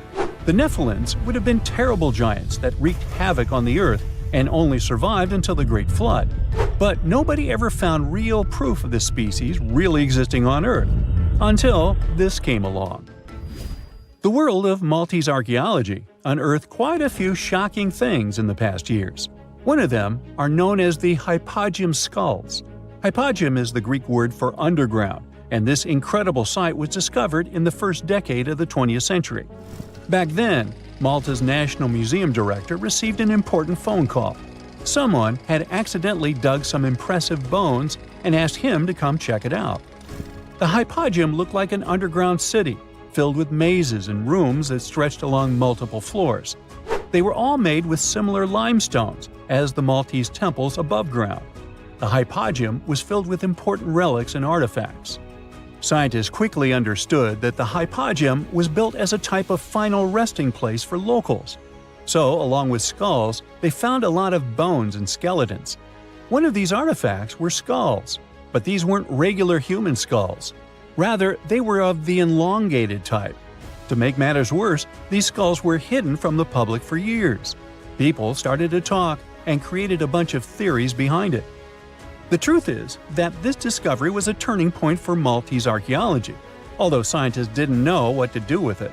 Some wondered if these skulls were natural or manipulated, since they knew some cultures in the world used head binds to alter their skulls. Other scientists threw in the hypothesis of little gray people or even the legendary giants. Some say that the elongated skulls could have been sculptures that worshipped otherworldly deities. There was no way to confirm any of these theories. So the question remained: who were the builders of Malta's megalithic temples? Now let's take a look at what scientists know. The Maltese megalithic temples have been standing strong since 3500 BCE, which is even older than the pyramids of Egypt. The main dilemma here is that these temples were built even before we invented writing, yet they required advanced technological skills to exist. The Gigantia Temple seems too absurd to have been built by humans. The South Temple has a corridor with 4 oval rooms on the sides, looking like a big shamrock leaf. In one of these rooms, scientists found altars decorated with spiral patterns. It looked like an altar of some sort, indicating early Maltese people used them for ritualistic purposes. The North Temple is similar but smaller, with a very low entrance that makes people crouch down to get inside. You get it? You need to bow down to their deities in order to get into this sacred place. I mean, one can't help but wonder about the secret reasons these ancient builders had to build such a huge temple. I'm thinking they probably cast one of Daenerys' dragons to move the monoliths around. Yeah, I'm joking here. But hey, remember the entrance to King's Landing? Yup, the series used the Medina Gates in Malta as the exterior of King's Landing during Episode 3 of Season 1. Anyways, back to the giants. The ritualistic theory of the whole thing won a few points when archaeologists uncovered these mysterious figures. They're popularly known as fat ladies. These tiny statues have round bodies and faces that show how much they enjoyed life. They kind of look like a miniature Sunsana, the giantess we talked about. Scientists believe these were statues that celebrated well-being and prosperity. It does prove that the people of the time had advanced craftsmanship skills, and they were pretty intentional with their constructions and art manifestations. One of these statues is known as the Sleeping Lady. This Neolithic piece of art depicts the figure of a large woman lying on her side sleeping. After studying it deeper, scientists guessed this statue was meant to represent the Great Reaper. It was found in the hypogeum, which we now know was a huge resting place. This specific statue is different from all the other fat ladies, starting with the hair and the embroidered skirt. Then there's this statue. This is supposed to represent an 8-foot-tall woman and the rim of her skirt. She was discovered in the most unusual of ways. A farmer was trying to plow his field, but he kept hitting large blocks of stone. All the way back in 1915, the farmer called Malta's National Museum director and asked him to come check it out. Some think this is all the proof you need to confirm that Sunsana was real. Others aren't all that sure. But that's not all. The place where this giant statue was buried revealed one of Malta's most impressive archaeological sites, the Tarsian temples. The temples were made from limestone blocks. Some are 20 feet tall and weigh around 20 tons. Zamet, the museum director, kept digging and discovered multiple sites made of megalithic stones. All of them supposedly built by Stone Age farmers, all stranded on a remote island in the Mediterranean Sea thousands of years ago. It just doesn't make sense. I mean, look at these temples in Manidra. This is probably the world's earliest calendar.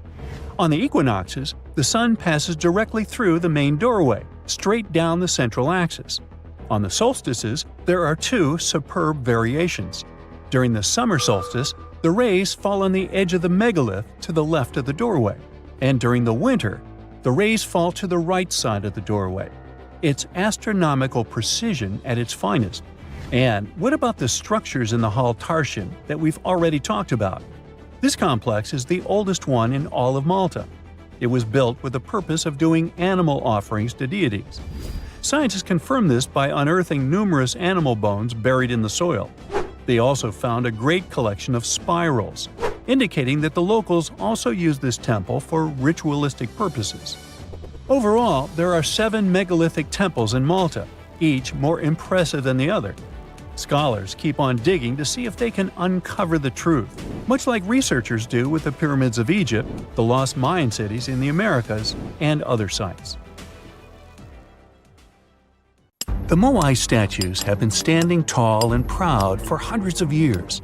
Once people put an enormous effort into carving these grand sculptures, and then they just suddenly stopped making them. But why? Let's figure out this mystery. Easter Island, located 2,500 miles east of Tahiti, has an area of 63 square miles. To this day, it's one of the most isolated islands in the world. Once it was covered with forests, filled with different trees and ferns. But when the first humans came to the island around 400 CE, the forest slowly began to disappear. And starting from 1250 CE, Moai statues began appearing all over the place. People made them from different types of rock, compressed volcanic ash, basalt, trachyte, and red scoria. As it's a volcanic island, these were all the ingredients the creators of the statues had to use. and once the builders completed their work, they covered the statues with pumice. The faces of the statues are different, but they all have distinct expressions with heavy brows and large noses. Their arms are carved into the body. Some have hats on top of their heads. There are nearly 900 statues all over the island. They differ in size. The average height is 13 feet tall, and the largest ones reach 33 feet in height and weigh up to 82 tons. Because the statues have so many different faces, there are theories that they represent and honor ancestors, chiefs, and other important people who lived on the island. But without any clear evidence, it's almost impossible to figure out the true purpose of the Moai. Once they stood beautifully along the coast, watching over people in settlements, and their backs faced toward the spirit world of the sea. When Europeans first discovered the Moai statues in the 1700s, many of them had already toppled over, and the construction of statues had stopped way earlier than that. Huge amounts of effort were put into making these things. Expert craftspeople spent a great deal of time slowly carving the statues with basic picks. A team of up to 6 people would work hard for an entire year to make just one statue. Then they often had to transport it to its special place on the island, as far as 11 miles. With the help of carbon dating, experts have managed to figure out that the statues started to appear in 1250 CE.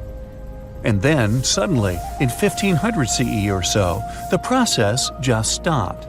The creators of the statue just left their stone chisels where they were last used, and only a quarter of all the statues were actually placed where they were supposed to be. Half of them still remained in the quarry, while others were left on the ground mid-transit. Something happened on the island, and it caused everyone to just lose interest in the statues. There are many theories around why it could happen, and they mostly relate to deforestation. Islanders may have used wood to move the statues across the island. They possibly did this with the help of sleds and ropes, or even used logs to roll the statues or canoes to float them. The wood started to deplete eventually. Trees on the island took very long to grow, and rats ate most seeds. People had many uses for wood, and they needed it not only for practical things, but also to create other statues. Another reason why the inhabitants of the island could have stopped building the statues might be that they were busy with other projects. Specialized rock gardens were becoming more common with a growing population. They were great for the soil, keeping it warm and fertilizing it at the same time. Islanders spent much time and effort making these rock gardens, and there simply wasn't enough time to focus on building and moving the statues. Another theory suggests that what people believed in changed over time. Supposedly, the islands once saw the statues as a connection to their ancestors. After some time, though, rituals depicting a show of strength and endurance became more widespread.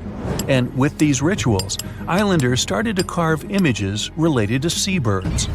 Seabirds became the main animal on the island. People started to believe that their ancestors looked over them through birds instead of the statues, so there was no longer a reason to build the Moai. Anyway, these theories might be true, but the main problem was that the small island couldn't support a growing population. What was once a lush land covered in forests quickly became a barren landscape. For the first few centuries, people relied on forest resources, but agriculture became more important sometime after 1550, when forests disappeared.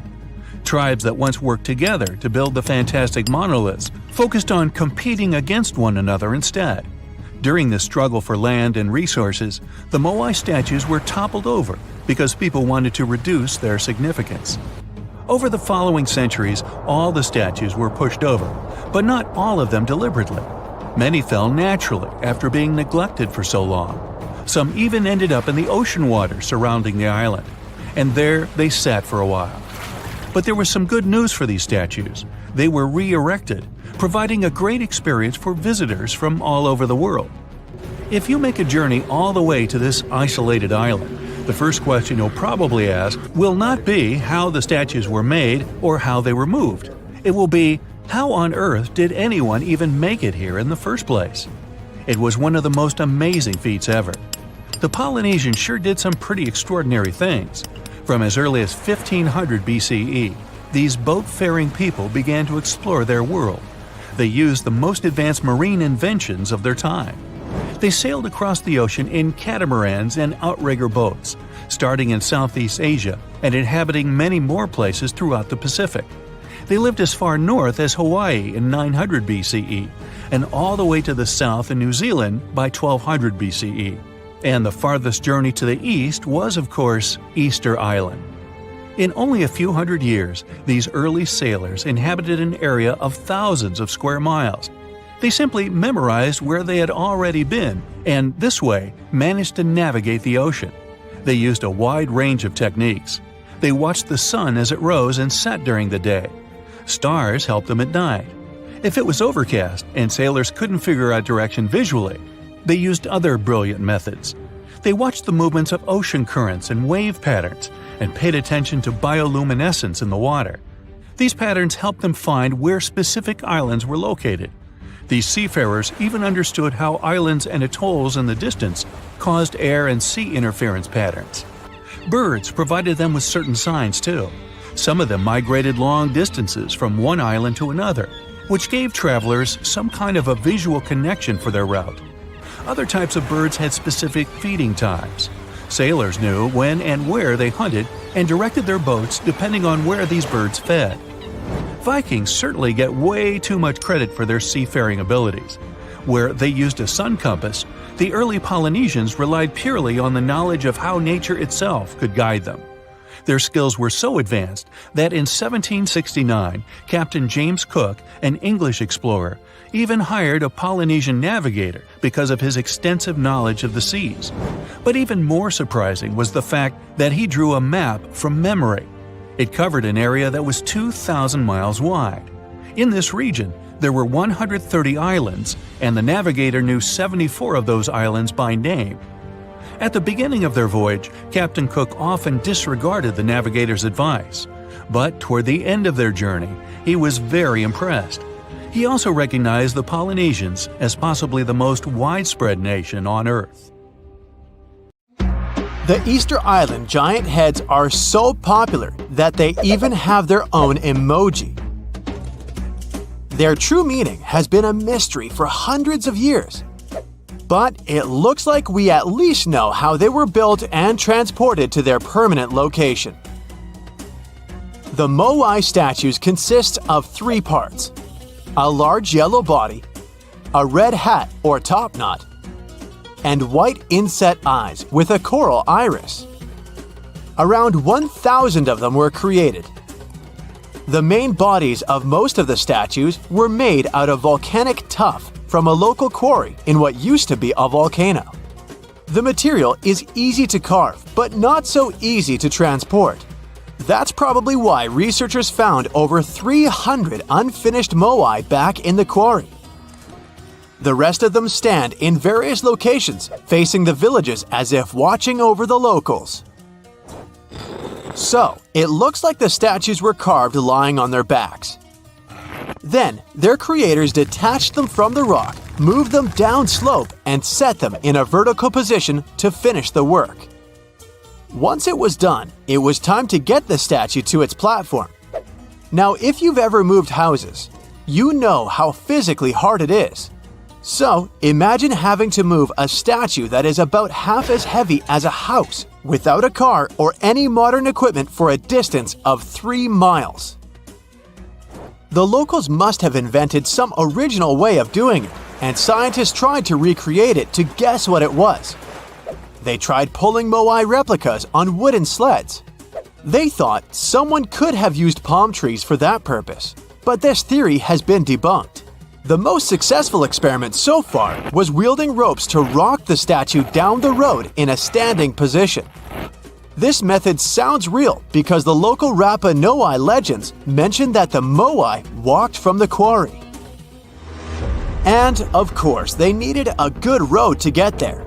In the early 20th century, researcher Catherine Rutledge identified an 800-year-old road network on the island. It was a bunch of pathways around 15 feet wide going from the quarry.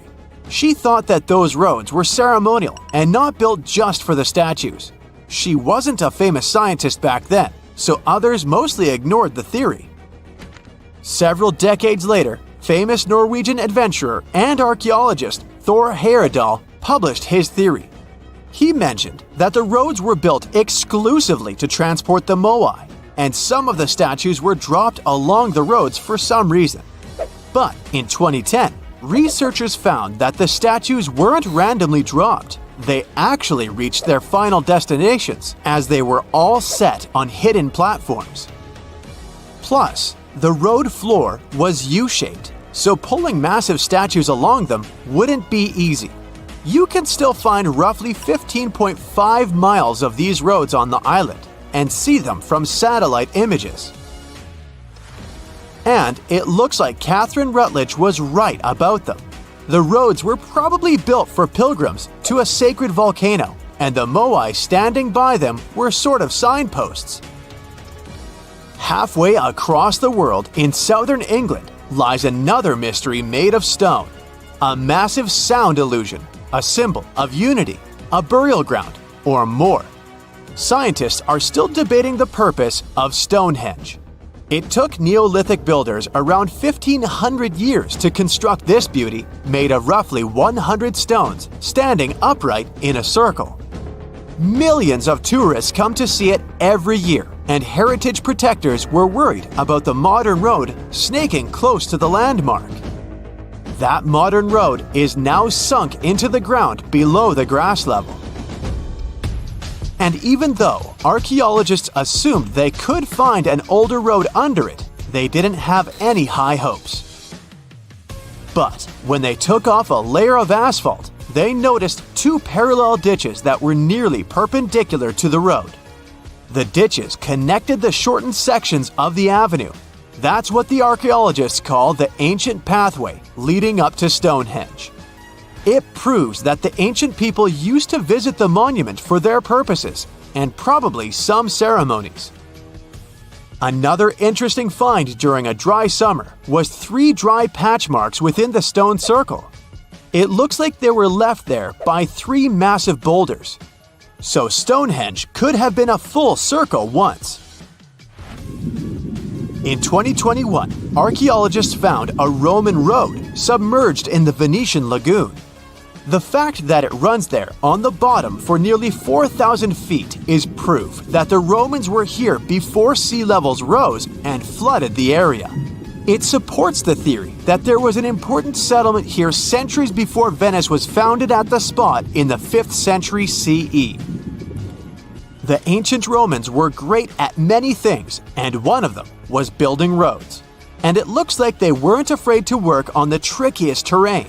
Scans have shown that the ancient road was built right on the beach, and it requires some serious skills. Imagine a village from over 1,000 years ago frozen in time. There's still half-eaten food on the tables and personal things left in a rush. It's all preserved so well because it's covered by volcanic ash. Researchers found this village in 2011 in modern-day El Salvador. They believe there was a mass celebration in a Maya village called Seren over 1,400 years ago. The whole village was there, preparing the main temple for a ritual when a nearby volcano erupted. The 200-plus residents had no time to rush back to their homes. To save their lives, they had to flee the plaza and run south on a raised road called Sakbe. They managed to escape from the plumes of volcanic ash. In addition to being a superhero and saving all the people, the road had another cool feature. All Sakbe roads had an outer layer of stones, but this one was made of ash. Ironic, isn't it? It proves that the Maya people didn't only use stones to build their roads. Archaeologists discovered several coins in Jerusalem when they were excavating an old street. When they saw the minting dates, they realized the road was built when Pontius Pilate was the Roman governor of Judea. Since he was the local ruler, it's almost clear that he gave the order to build the road. The pilgrims most likely used this road to reach the Temple Mount for worship. The pathway, which was laid with over 10,000 tons of limestone, was almost as broad as a London bus is long. It had been there for 2,000 years. It's not common that you find such a luxurious road, and it's not clear why a Roman governor would spend so much money on the road. It was probably his attempt to make the city's population like him. Plus, it was a great way to show he had both money and influence. The Old North Trail is an ancient highway that the inhabitants of North America used for 10,000 years, first on foot, then with dogs, and finally with horses. The first travelers moved around the continent down its paths for thousands of miles long before the first Europeans arrived, and even during the last ice age. They used it to carry trade goods, visit relatives, find a mate, or just explore. Researchers keep finding evidence that the stories and legends of the Blackfoot Indians about this trail are real. And it could be even the road that served one of the most massive human migrations. The people who crossed from Asia on the Bering Land Bridge about 15,000 years ago and settled in North America might have used the ice-free corridor along the Rockies, which later became a part of the trail. The Nakasendo Highway was built in the 17th century during the Edo period of Japanese history to link Kyoto and Tokyo. The 310-mile-long road runs across mountain ranges and down onto the plain. It was one of the 5 main roads used by the feudal lords and their families to travel to the capital. There were 69 post stations on the route where travelers could stay overnight. The road was built for horses and pedestrians, as the Japanese didn't use carts. You can still walk parts of the route. So how come the world is still talking about a statue that only existed for a mere 54 years over 2,000 years ago? What made this impressive ancient construction so remarkable that we're still discussing it? I'm talking about the Colossus of Rhodes, of course. It's considered to be one of the 7 wonders of the ancient world, along with the Great Pyramid of Giza or the Gardens of Babylon. There are a lot of mysteries surrounding this ancient statue, but let's look at some of the facts first, shall we? What we do know is that the local Rhodians decided to start a massive project once a Macedonian siege over their island was over. In other words, it was their way of honoring the higher powers for their victory. Using a lot of material left behind by the Macedonians, they started the construction of the Colossus, which is estimated to have taken about 12 years. Most contemporary descriptions of the sculpture agree that it stood about 105 feet tall. Now, just to compare, that's about the size of the Statue of Liberty today, which is 151 feet tall. It may not seem like a lot. I mean, Lady Liberty is currently ranked as the 52nd tallest statue in the world. The champion here would be the Statue of Unity in India, standing proud at an astonishing 597 feet. But for ancient times, that was quite an accomplishment. But is the similar height the only connection between the Colossus of Rhodes and the Statue of Liberty? Not really. We do know that they both also refer to Lady Liberty as the modern Colossus, since both statues were constructed as a symbol of liberation. There's even a plaque placed inside the pedestal of the New York statue, inscribed with the first verse of the sonnet, "The New Colossus," not like the brazen giant of Greek fame. To build this massive Colossus statue, they sure needed a lot of bronze. Some ancient records even recount that the construction required 27,000 to 29,000 pounds of bronze. Even for modern times, this is a lot, but back then, they even called it an operation that involved the bronze industry of the entire world. The man tasked with bringing the statue to life was Charles of Lindos, a local Greek sculptor. The whole construction took place from 294 to 282 BCE, but unfortunately, Charles never got to see the end result. We don't know for sure why that happened, but some records claim constructing the Colossus of Rhodes may have led him to complete bankruptcy, since he failed to accurately estimate the cost for the massive statue. Anyway, we still don't know for sure how it was possible to build a statue this big back in those days. They had none of the equipment we have today, like excavators or elevators. Some old records said that they had to invent a completely new, custom method to build it. It all happened on the location, put together piece by piece. They supposedly split the statue into many different sections, and the first one to be constructed was the feet. Once each section was done, huge mounds of earth were placed around it, so they could continue working on the next section above. However, these records were made more than 100 years after the Colossus was finished, so there's little we can say about the accuracy of this information. In all those 12 years, the local Greeks worked around the clock to build the Colossus of Rhodes. They started with a white marble base that they placed at the statue's feet. They then continued with some sort of an iron skeleton, to which they attached the bronze plates. Why did they choose bronze, though? Well, that was more for practical reasons, since bronze is stronger than iron and it can also sustain extreme weather conditions. More so, if you think about it, the statue was located pretty close to the sea, so the air surrounding it would have been pretty salty. That's why they needed to make it out of quite sturdy material. And what about the location? Well, that's something that has been up for debate for a long time.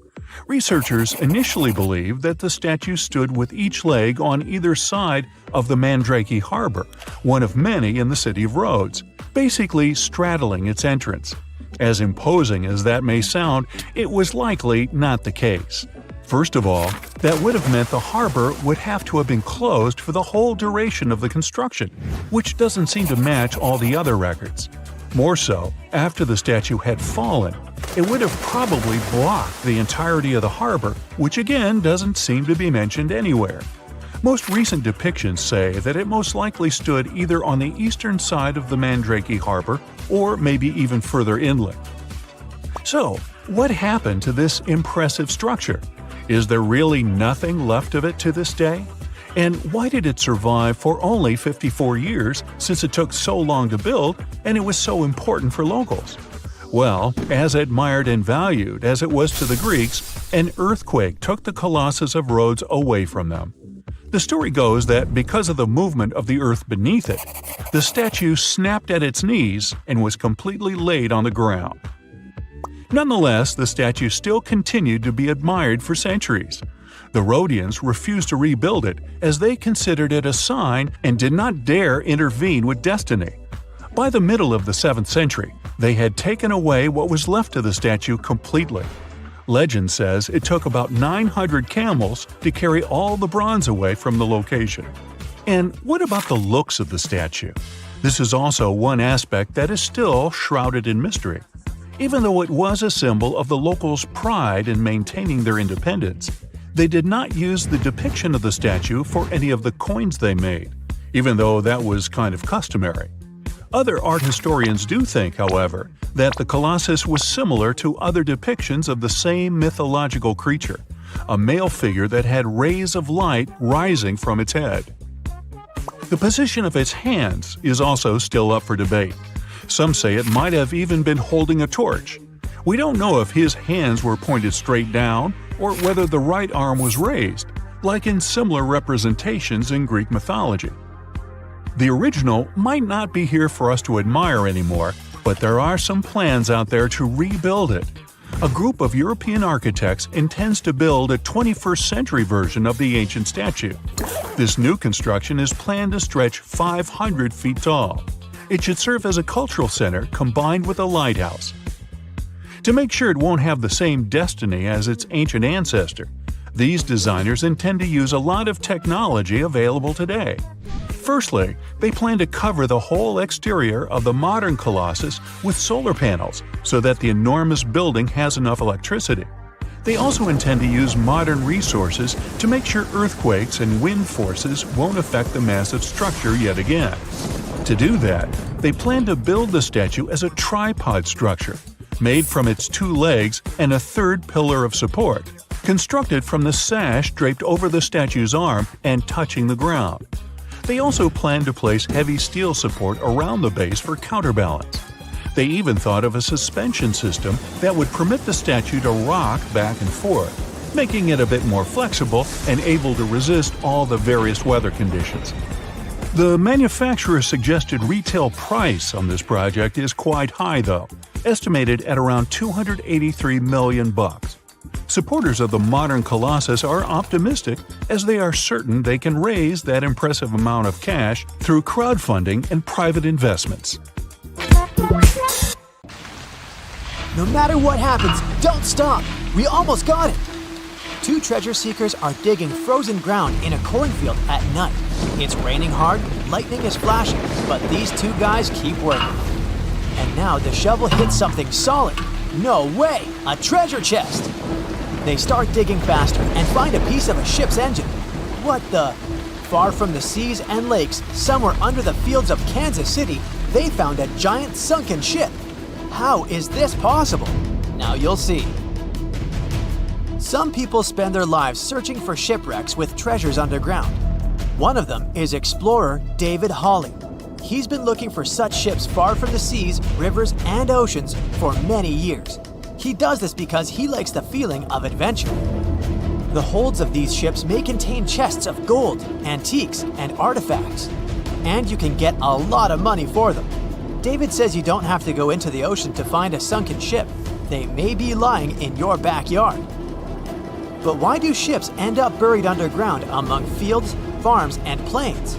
Let's find out using the example of steamboat Great White Arabia.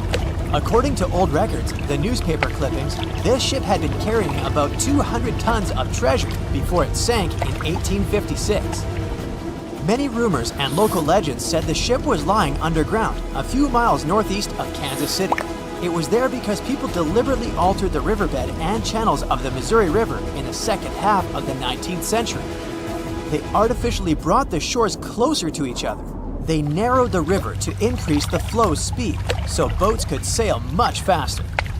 In the 19th century, steamboats were the most popular means of transporting passengers and goods. Before railroads, they extended the western border across the Mississippi and Missouri rivers and brought supplies to people. That's why it was so important to increase the speed of their movement. So, on September 5, 1856, Arabia was sailing along such an estuary. It came across a snag sticking out of the water. A piece of log quickly flooded the ship. Fortunately, all passengers were evacuated. But the steamer and its precious cargo reached the silt bottom of the Missouri River in a few minutes. Several years had passed. Everyone forgot about the vessel. During this time, the course of the Missouri River had changed. But Arabia remained under the wet, muddy bottom. The soil level above it was getting higher, and the ground was losing moisture. Eventually, many decades later, a cornfield formed above the sunken ship. In the 1980s, one farmer owned this area, and he had no idea what was hidden in his territory. David Hawley carefully studied the history of the sunken ships of the USA. He knew that hundreds of steamers had gone underwater all over Missouri, but most of all, he was interested in Arabia, as there were rumors that it was filled with gold and other valuable things. The territory of cornfields in Kansas was vast, but David Hawley knew how to search properly. In 1987, he started working, first together with his brother and father. They collected all the clippings from old newspapers they could find. They were looking not only for information about the steamer, but also for maps of the Missouri River. They tracked its historical changes, checked the dates, and identified a large area where the steamer sank. Next, they used electromagnetic testing and other geological stuff to study the soil and find the right place. They searched for differences in ground moisture and density. Then, they went through the territory with powerful metal detectors. And so, by the fall of 1988, they had determined the location of the steamer. Arabia was the size of a football field. This gigantic vessel lay 45 feet underground, 4 stories down. But before they started excavating, they had to ask the owner of the cornfield for permission. For the farmer, this news was a big surprise. He agreed, on the condition that the excavations would be completed by spring so that he could sow a new crop. Digging a giant ship in winter is much more difficult and expensive than at other times. It includes additional equipment, electricity, and heating costs. The team worked day and night. They financed the excavations out of their own pocket. Each invested more than $10,000 and took out a bank loan. Finally, they noticed the first details of the ship. The shovels hit the huge engine boilers and the deck. The goal had been achieved. Most of the cargo lying inside the sunken ships is covered with rust, shells, mud, and is badly damaged. The contents of Arabia were in excellent condition, considering that the ship had sunk 130 years prior. Unfortunately, they didn't find the chests of gold.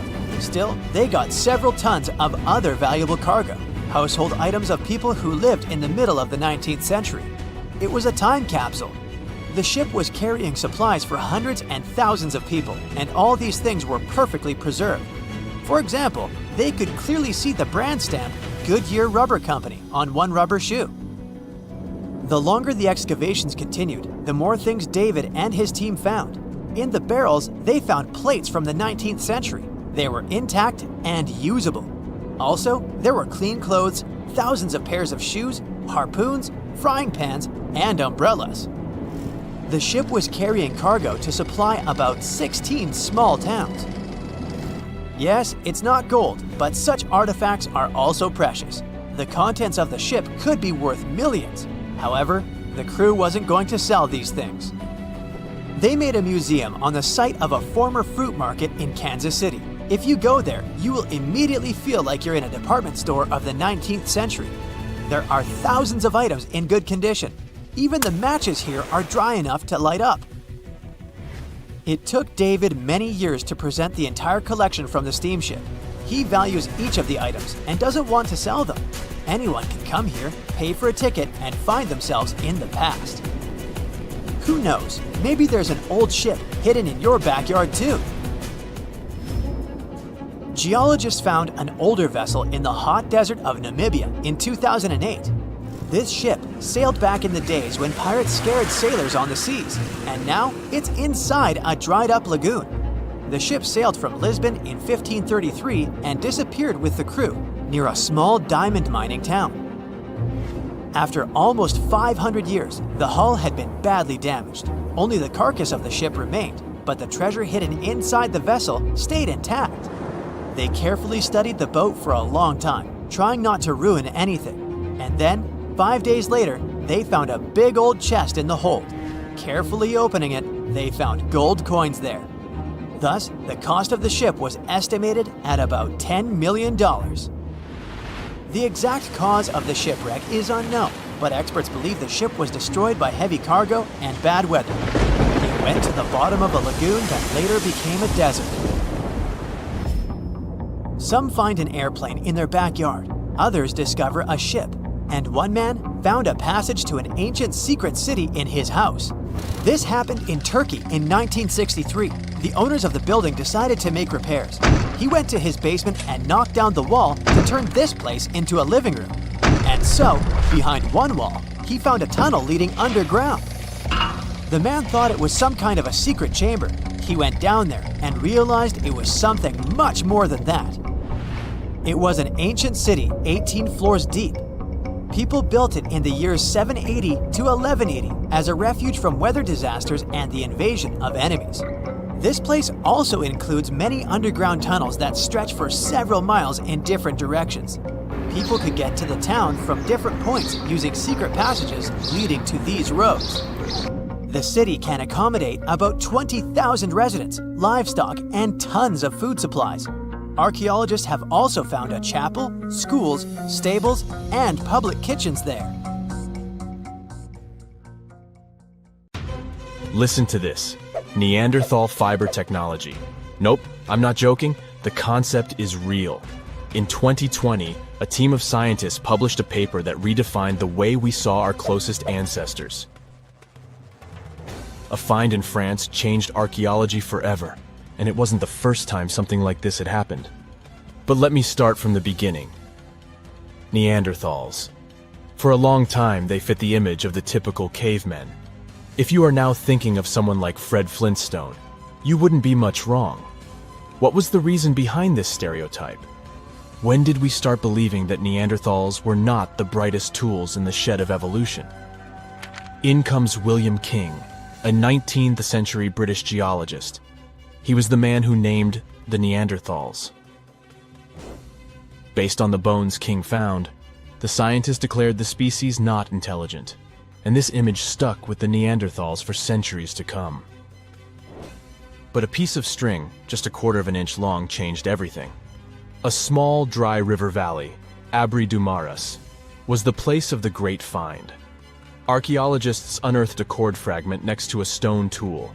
Such twisted fibers could have been used for everything from making clothes to fishing nets. In prehistory, this was some advanced tech, and the Neanderthals seem to have mastered it. Scientists already knew that these early humans made tar from birch bark, and that they produced shell beads. There's even evidence of Neanderthal art. They were definitely not primitive. The string section and similar finds are changing the way we perceive our ancestors. The world of archaeology is constantly changing. Take the pyramids in Egypt, for example. Turns out, they weren't really built by an army of people who the pharaoh made work until they passed out. Herodotus, the famous Greek historian, was the man who started the confusion.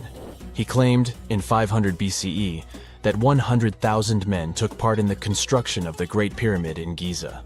He made no mention of who they were and why they were building the pyramids.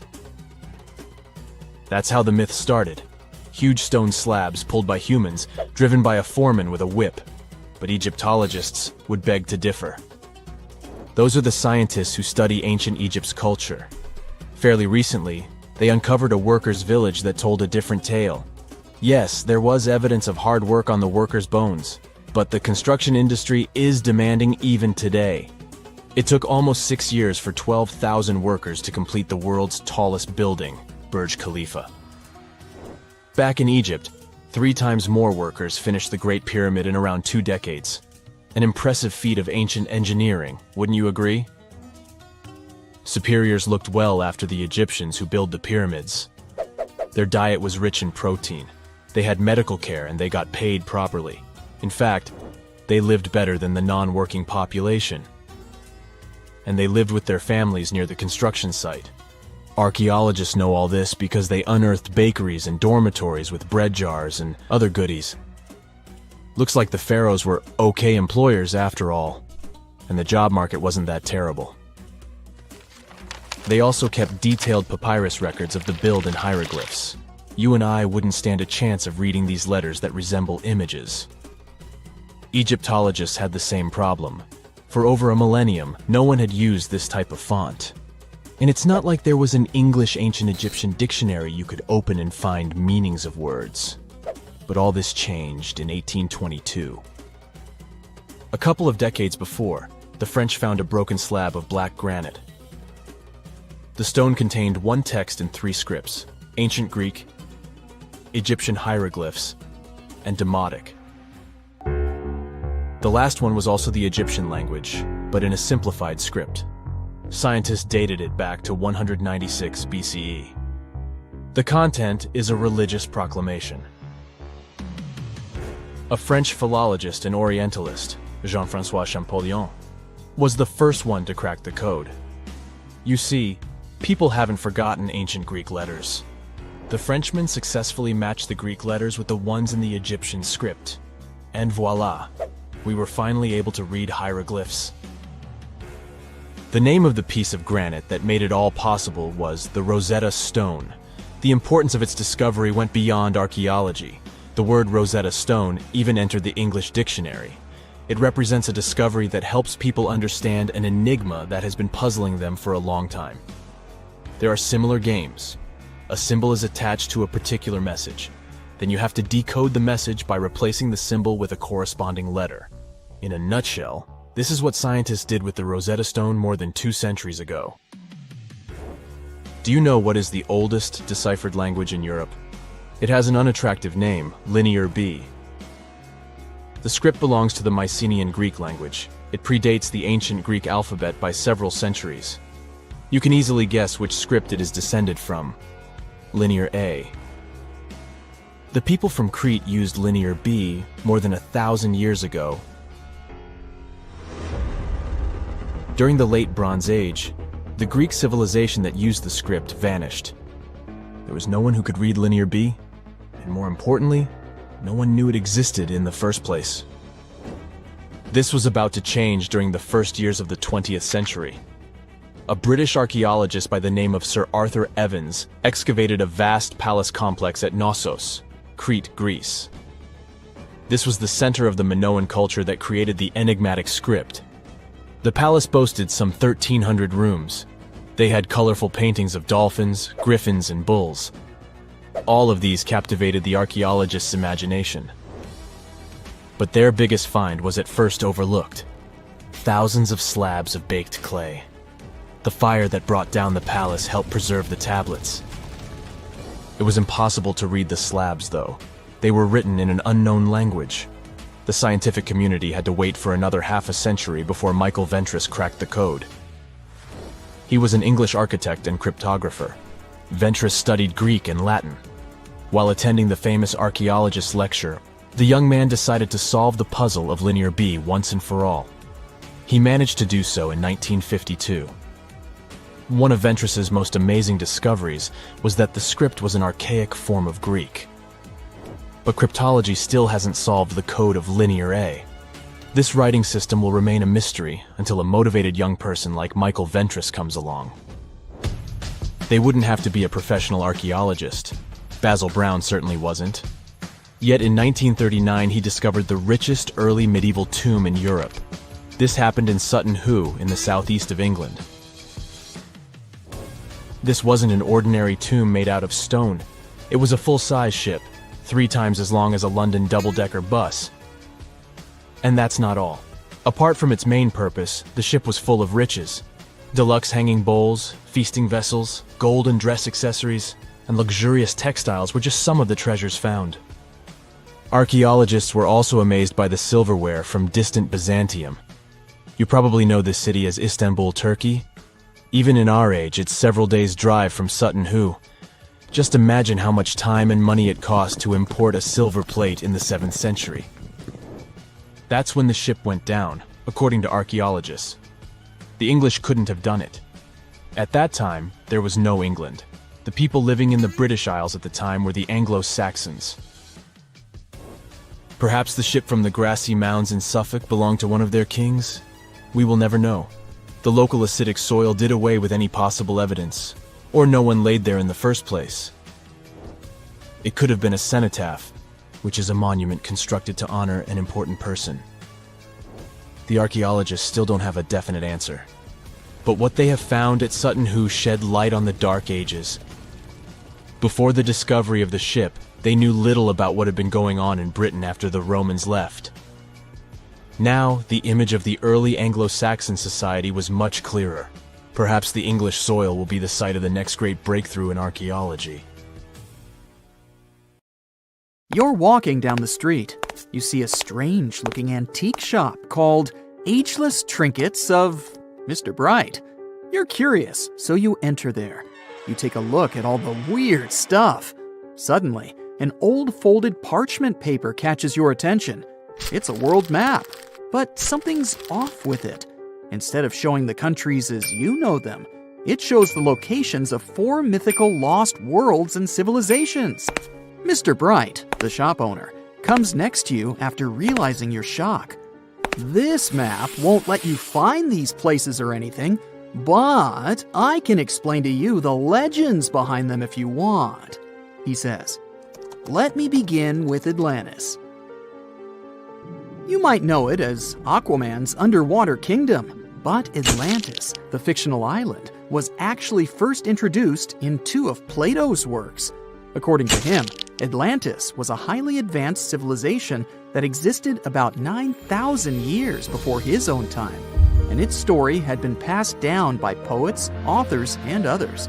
He wrote about Atlantis and its citizens to give a moral lesson and to teach about the dangers of arrogance, as well as the eventual downfall of those who are after too much power. In his dialogues, Plato stated that Atlantis was a great and powerful empire that was respected in all parts of the world.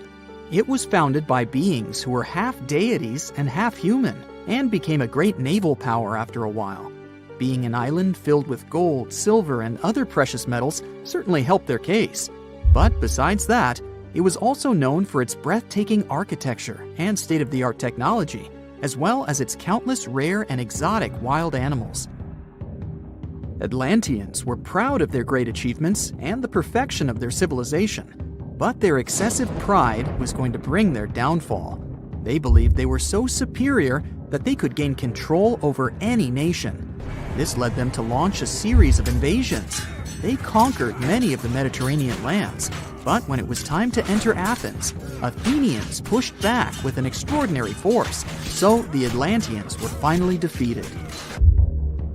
Plato stated that deities then got angry at Atlanteans because of how wicked, greedy, and immoral they became. So they punished them by sending earthquakes, which caused Atlantis to sink beneath the sea. Although the earliest written records of Atlantis were Plato's works, some people still believed his story to be based on truth and tried to identify the island of Atlantis with actual countries. Some people suggested it may have been located in the Mediterranean Sea, near the coast of Spain or Italy. Others thought it may have been located in the Caribbean, off the coast of Central or South America, but there was no solid evidence to support any of these claims. One theory, in particular, seemed more plausible than the others, though. Located in the Aegean Sea, the island of Santorini was the home of a highly advanced Minoan society. However, due to a huge volcanic eruption, it was destroyed about 3,600 years ago, causing the Minoan civilization to suddenly disappear. These similarities between the fictional Atlanteans and the historical Minoans made Santorini a good candidate for the speculations. Yet again, there were still major flaws with it, such as how the time when Plato said Atlantis was destroyed doesn't coincide with the time of Santorini's eruption. So Atlantis still continues to be regarded as nothing more than a popular legend in the scientific world. Now, let's move toward the northeast direction on the map, Mr. Bright says. According to Celtic Breton mythology, there once was a magnificent city called Ys, also known as Caris, that towered over Douarnenez Bay in France's Brittany region. It was the most wealthy city in the entire Atlantic. It was especially famous for its beautiful gardens and buildings, and its citizens were all living comfortably and happily there. Dahut, who was King Gradlon's daughter in Breton legends and literature, had a deep love for the sea. She begged her father to build a city at the edge of the sea, and that is how the city of Ys was established. Little did she know that she would be the one responsible for the destruction of her father's beloved gift. You see, since the city was surrounded by the sea, it needed to be protected by a dike equipped with floodgates, and these gates could only be opened at low tide. And the only one who had the keys to these gates was the king himself. One day, a handsome red knight arrived at the city, but couldn't pass the gates. Dahut was so taken by him that she wanted to let him in. She knew that her father was the keeper of the only key to the city, so she sneaked into his room and stole it from him. Then she gave it to the Red Knight so that he could enter the city and they could be together. However, the Red Knight turned out to be the Prince of Darkness, and he intentionally left the gate open to the raging sea. The waves soon swallowed all of Ys. King Gradlon was able to escape on his magical horse, but Dahut didn't. She turned into an evil mermaid who lured sailors into the sea.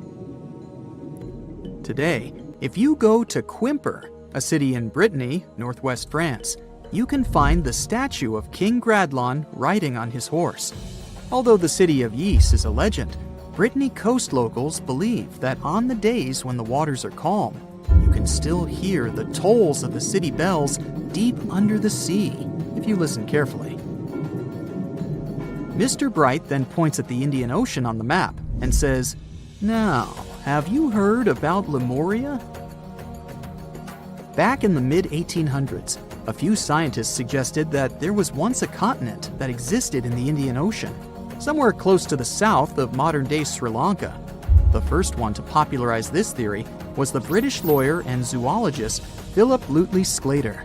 In his paper, The Mammals of Madagascar, he stated that he found lemur fossils in India, and not in Africa. However, this discovery was extremely shocking to him because of the fact that lemurs' original homeland, Madagascar, is much closer to Africa. He proposed that this was possible only if some larger continent connected the two once. He stated that this continent must have eventually sunk to the ocean floor. He then named it Lemuria, and hence the theory was born.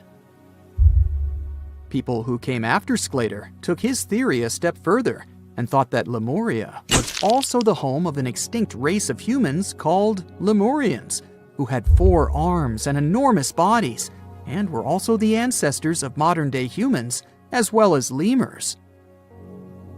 Of course, as new scientific discoveries were made on plate tectonics, evolution, and the study of DNA, the theories regarding the fictional continent called Lemuria were debunked. The last fictional land on the map is Agartha, Mr. Bright says. Taking its roots from Eastern mysticism, one legend says there's a kingdom called Agartha that is located deep beneath the surface of the earth. It's where all 4 corners of the world are connected by paths and tunnels. It is said that there's a secret entrance into Agartha hidden in the Gobi Desert, and it's built by Agarthans themselves using advanced technology that can't be detected by us, the surface folks. According to some beliefs, Agartha exists to counterbalance the energies of those who live above the surface. While we live in a state of rush and heightened emotions, this world beneath us is the total opposite. Some even say that those who escaped Atlantis fled here to continue their lives inside the Earth's core. And yet, others think it's actually a land that's crawling with all kinds of monsters. But there's no need to be scared, since modern science proved Earth's core is not actually hollow and is a solid hot iron ball. So you can cancel your journey plans to the center of the Earth if you've made any. Thanks, Mr. Bright. Something exciting and kinda unexpected popped out among the rocks of the Ica Valley in Peru. The bones of a really old whale that lived almost 40 million years ago. At first, no one was really impressed because the bones they found were big and weirdly shaped, so people just thought they were looking at giant boulders. I mean, that's cool too, but things got way better when they realized those were the remains of a very large ancient animal that roamed along the coast of ancient Peru. Plus, it was probably the heaviest creature that ever lived. Sorry, blue whale, I know you worked hard to get to the top. The length of over 100 feet and weight of more than 200 tons brought you the status of the biggest animal on our planet. But it seems you've held the title long enough. Time to hand it over to our next candidate, and that one's really gigantic. This ocean beast was probably shorter than the blue whale, but heavier, with a weight that could be between 93 tons and 370 tons. If it's closer to the higher number, it'll make Paracetus the biggest animal ever known to have lived on Earth. And it seems its weight was the result of having extremely thick, dense bones. You can see such bones today in manatees or some other early whales. Dense bones are a great tool for such marine mammals. This feature makes them heavy and allows them to stay submerged most of the time. But at the same time, if their body was too heavy, they would end up sinking all the time, and they would waste too much energy to move back up to the surface. So, to avoid sinking, marine mammals need to have enough lighter tissues, like muscles and fat, to help them float in the water without using too much energy. Now, scientists didn't have the whole skeleton, which makes it hard to tell how big the animal was, but they used the ratio of the heavy bones to the lighter tissues in other marine mammals to estimate the overall weight of this giant ancient whale. Experts found these fossils about 13 years ago and spent the next decade freeing the whale from the rock. Its anatomy and age showed this whale was a cousin of Basilosaurus, a whale that had a long snout full of sharp teeth, and a sleek body similar to that of an eel. Even if Paracetus wasn't bigger than the blue whale, it was still a giant that ruled the ocean depths. Unlike modern whales, there's a possibility that this ancient fellow was a predator that liked to go after bigger prey. And this also changes how we see the history of whales. Scientists used to think these magnificent creatures became really big about 5 million years ago when they started eating lots of small creatures. But here's the proof that giant whales existed even before that. But it's still unclear how this whale managed to find enough food to sustain its enormous body. Plus, it's still hard to tell what exactly this ancient creature had on its menu. It was pretty large and not such a fast swimmer, so it's possible it searched for food in shallow waters. Then it probably ate crustaceans, clams, or some other small animals hiding in the sand. One theory says it was a scavenger, which basically means it munched on remains of everything that would come its way. It's not so unusual to find marine animals in deserts. Many of these regions used to be covered with water anyway. The Sahara in Africa is a perfect example. About 50 to 100 million years ago, this was not a dry desert, but a shallow saltwater body called the Trans-Saharan Seaway. The land is not wet there anymore, of course, but people who lived in that area knew about it because they used to find old shells across the desert. The sea was about 164 feet deep. That sounds enough for a nice swim. Some would say this area looked like modern Puerto Rico, with lots of sun and shallow water. Mangrove forests were a common thing as well as seafloors covered with mollusks, like snails and clams. The marine sediment that was left behind after the sea had dried up is full of different fossils. And the animal that lived in that ancient underwater world didn't look friendly. Plus, they were much bigger than their relatives from modern times, so a regular-sized human would end up as a snack, not even a whole meal. Normally, when animals live on small islands, they can become much bigger than their relatives from the mainland. This is something we call island gigantism, and it happens because there are more resources or fewer predators on islands. Maybe the same thing happened in the Trans-Saharan Seaway. Even though it wasn't an actual island, the water moved in and out, which created little pockets of water. And specific conditions in these pockets might have helped animals grow bigger. So we're talking about giant sea snakes, catfish, and fish that no longer exist today. One had incredibly strong jaws, and the animal used them to eat hard things and even crush shells.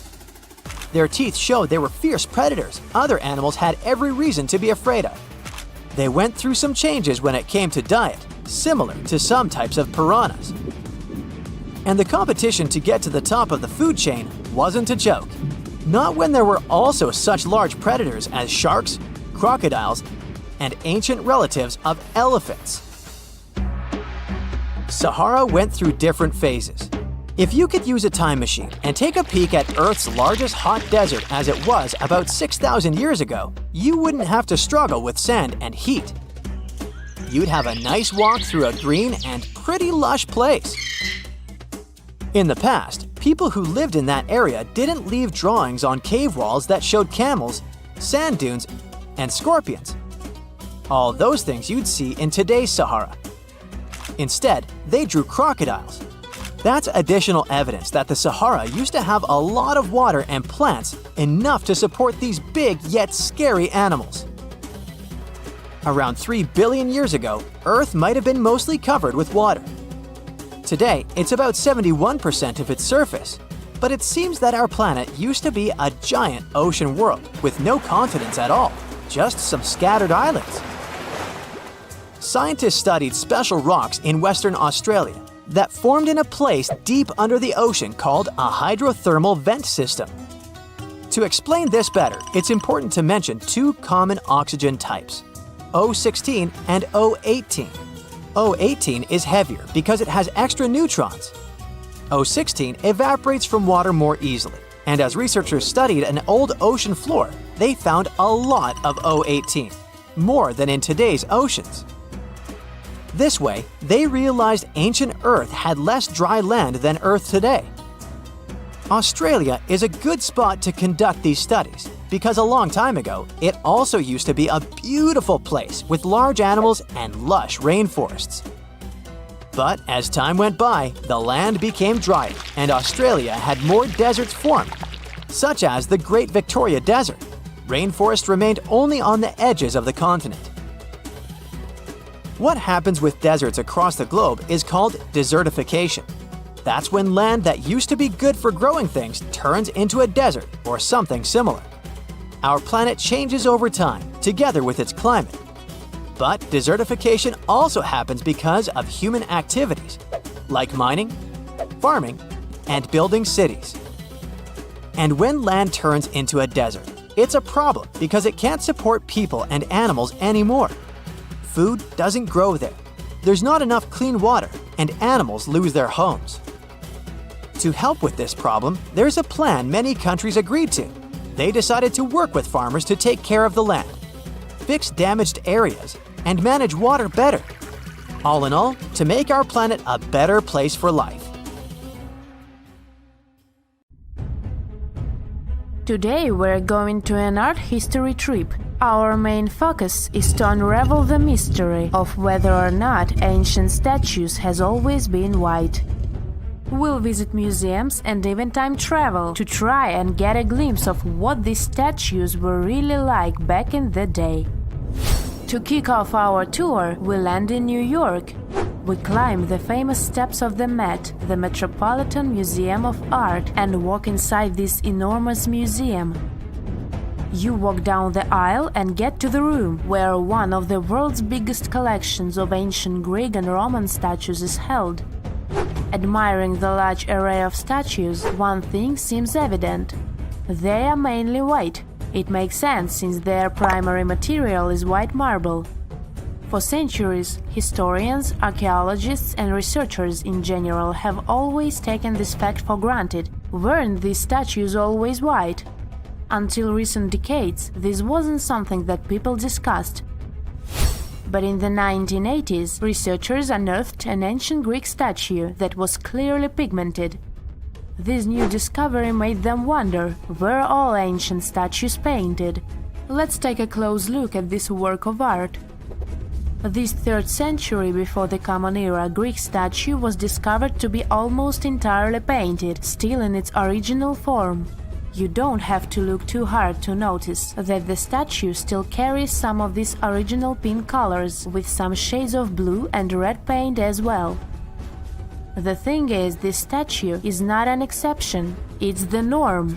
As it turns out, ancient civilizations did paint their sculptures with bright and vivid colors, but somewhere along our historic timeline, this information got lost. According to researchers, pigment in sculptures was a way of bringing their representations closer to real life. We live in bright colors, so art might as well reflect that, right? Right! So let's take a few steps back to understand what happened.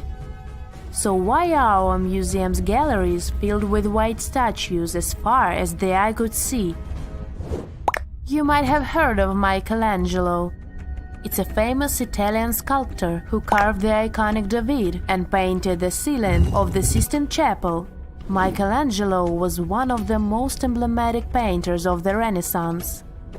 The Renaissance was a historical period when European artists, philosophers, and scientists developed a renewed interest in the creations of ancient Greece and Rome. Artists like Michelangelo started a series of Roman sculptures, like this one, the Leo Colon and his sons.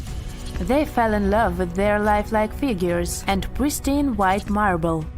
The one thing they didn't know, and didn't have the technology to know, was if the colored pigments from those sculptures had faded. After all, they were found after years of being buried or left in the open air. It's speculated that this statue, the Leo Colon, had colored snakes and mantles, for example.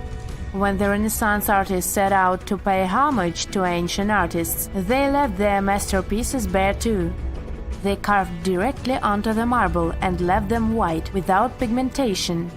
Probably because that's the way they thought things were done in the old days.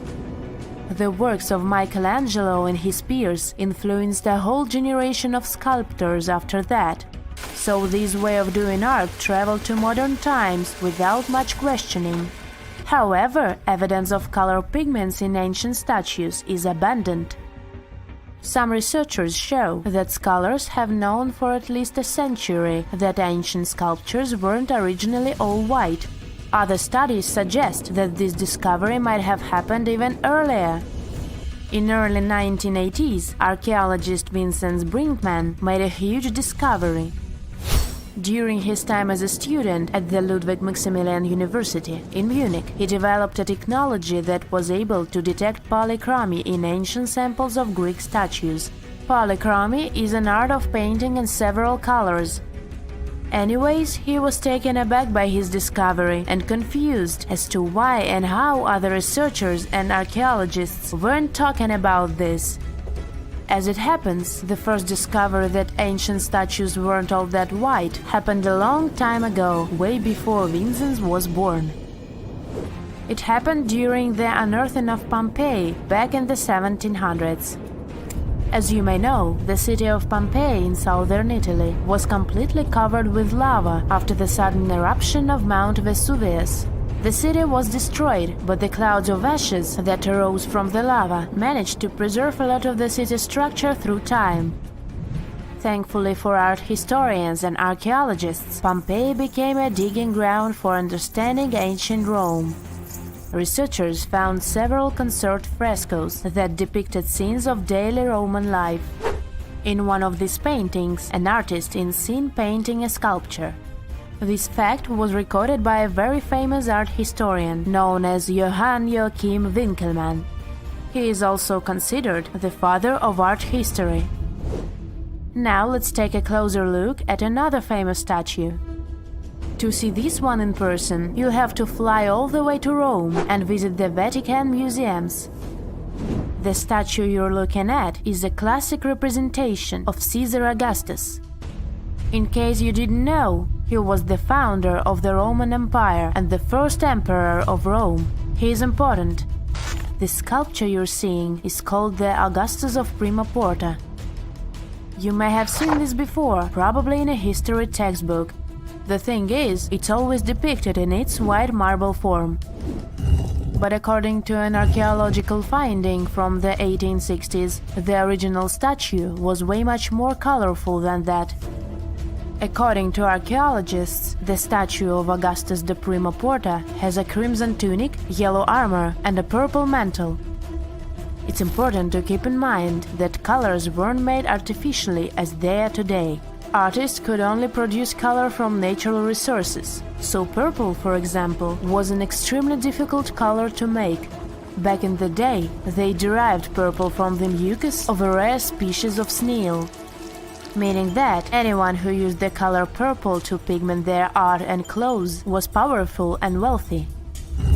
Well, this looked like enough proof for me that ancient statues weren't always white. But as we can judge by the look of our modern museums, there didn't seem to exist enough interest in the art community to further explore polychromy on the ancient statues. But remember that archaeologist we talked about, Brinkmann? Well, he has been collecting data on polychromy since the 1980s. At a certain point, he even began making colored replicas of such statues. The technology used is far from simple. To reconstitute these ancient works of art, Brinkmann makes a 3D plaster copy of them. Then he paints them by hand with the help of his wife. To find out which color were used in the original sculptures, Brinkmann uses UV light. Certain pigments glow under UV light, exposing traces that would otherwise be invisible. Take this colorful archer as an example. Look at these colors. This piece is the reconstruction of a marble archer in the costume of a horseman. To accurately depict the archer, restorers had to research a lot about the history of the region where the art piece was originally found, since colors have a cultural meaning. That, together with UV technology, allowed for the reconstruction you can now see. It seems very far from the idea we have of what the Greeks would make, but this is supposed to look exactly like the original one. According to Brinkmann, we shouldn't be so surprised that ancient Western civilizations used bright colors to depict their realities. After all, the Romans and Greeks were heavily inspired by the works of art of Egyptian civilization, Old Mesopotamia, and Asia. For example, if you look at the famous Egyptian Sphinx, you might be led to believe that it always looked that way, but that wasn't at all the case. Modern studies and virtual reconstructions of the monument show us that the monument was very colorful.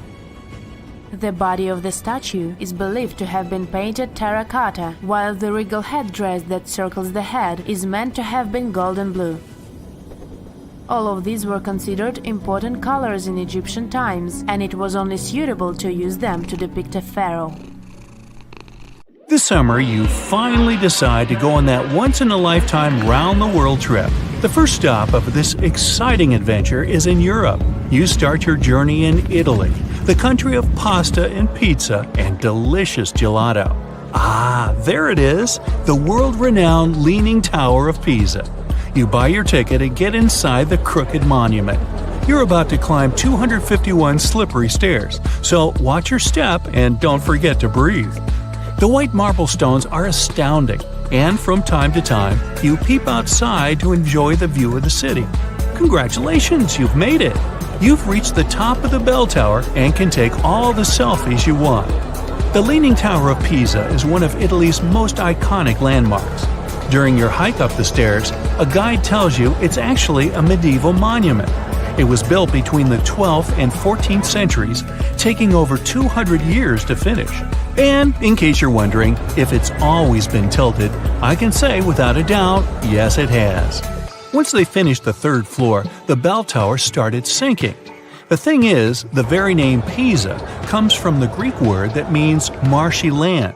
The ground there is extremely soft, made of clay, mud, and sand. And architects have been trying to save the day ever since they built the tower. At the top of the 185-foot-tall monument, you take your time admiring the city. How many terracotta rooftops can you count? If you walk toward the south side of the monument, you may feel closer to the ground. This is because the Leaning Tower of Pisa tilts toward the south. At one point, it leaned almost 5.5 degrees and still didn't fall. Today, when you visit the monument, the guide might tell you the tower is leaning less. A few years ago, the world's best architects and engineers did some construction works next to the monument to keep it from falling over. They dug several tunnels and took out over 38 cubic meters of soil from under the north side of the tower. So now the tower is tilting at an angle of only 4 degrees. So, if you want to take one of those classic photos where you're holding up the tower, you better hurry. Who knows how long the tower will still be leaning? Now it's time for you to make your way to Rome. This city is basically an open-air museum, and you have to check it out for yourself. It's scalding hot, but you're lucky. Today, you're visiting the baths of Caracalla. Are you ready for an authentic ancient Roman experience? You enter through what once was a locker room. You'll have to use your imagination. Today, you'll only see 130-foot-tall brick walls here. Romans of every class would spend an hour or two in the baths every day. They would come after a long day at work or before dinner. Imperial bath complexes, such as this one, were usually free, but you had to pay an admission fee.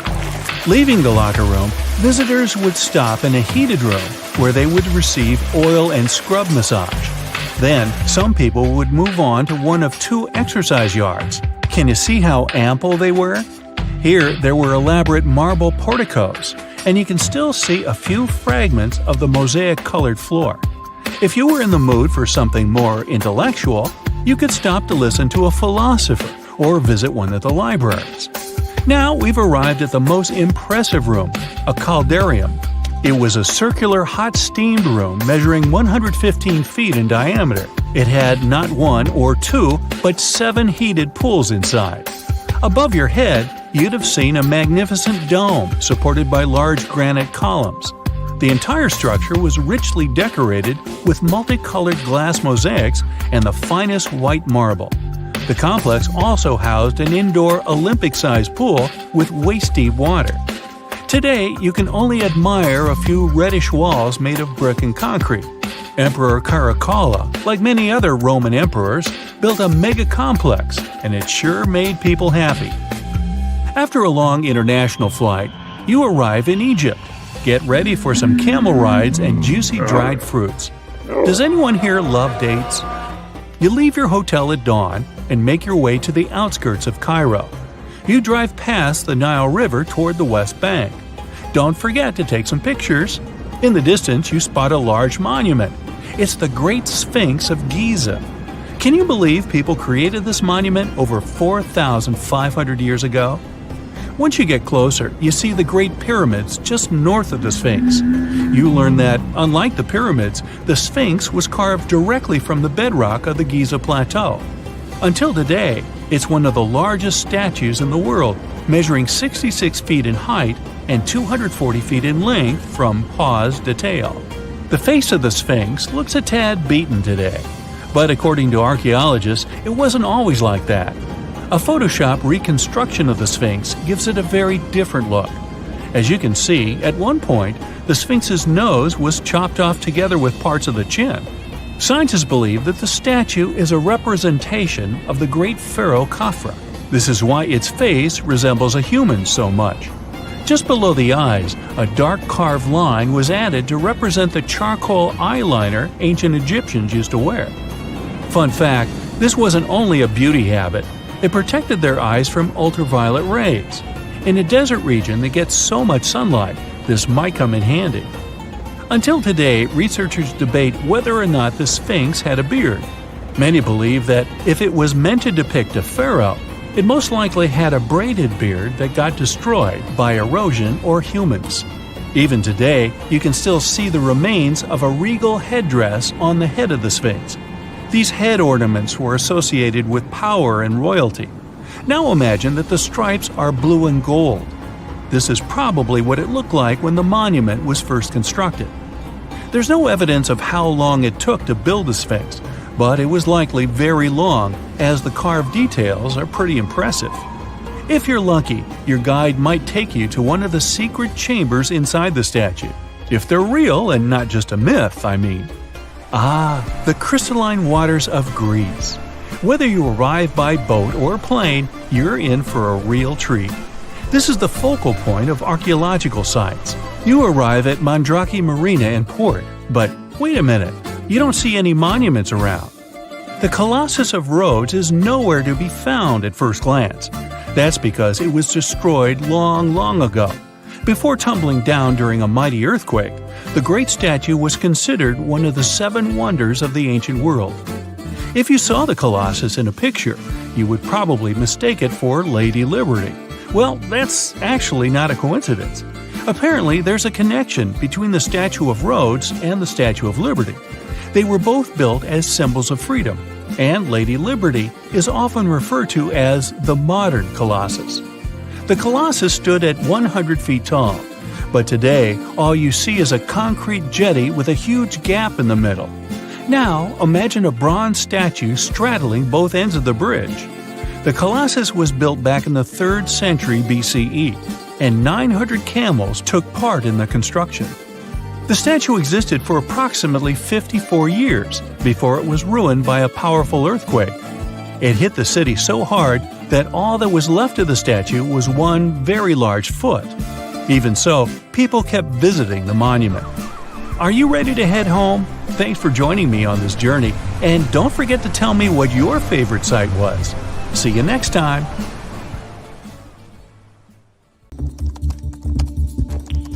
You're traveling through Google Earth to find the perfect vacation spot when suddenly you come across something pretty unusual. It's a desert, ocean, forest, and lake all in one place. Lake Repa in Senegal got its pink color from the algae producing a red pigment absorbing sunlight. White beaches and sandy dunes separate the lake from the Atlantic Ocean. The best time to see it is from November to June, during the dry season when it's the brightest. Around 3,000 people work at the lake every day, collecting salt that it's full of. Because of that, the fish living here are 4 times smaller than those in a normal environment. The lake is also famous because the Dakar Rally used to have its finish line here.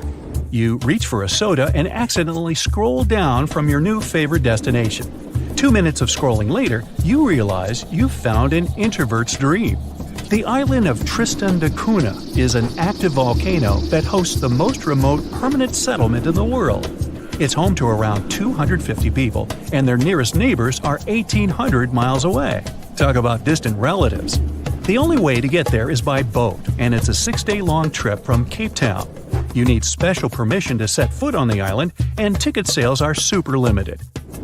Well, let's scroll back to civilization. The Atacama Desert in Chile looks like a pretty empty place, except for, is that a giant hand? This art piece, by a local artist, is about as tall as a telephone pole. They have to scrub off words and phrases left on the hand by vandals who travel here despite the remoteness of the structure.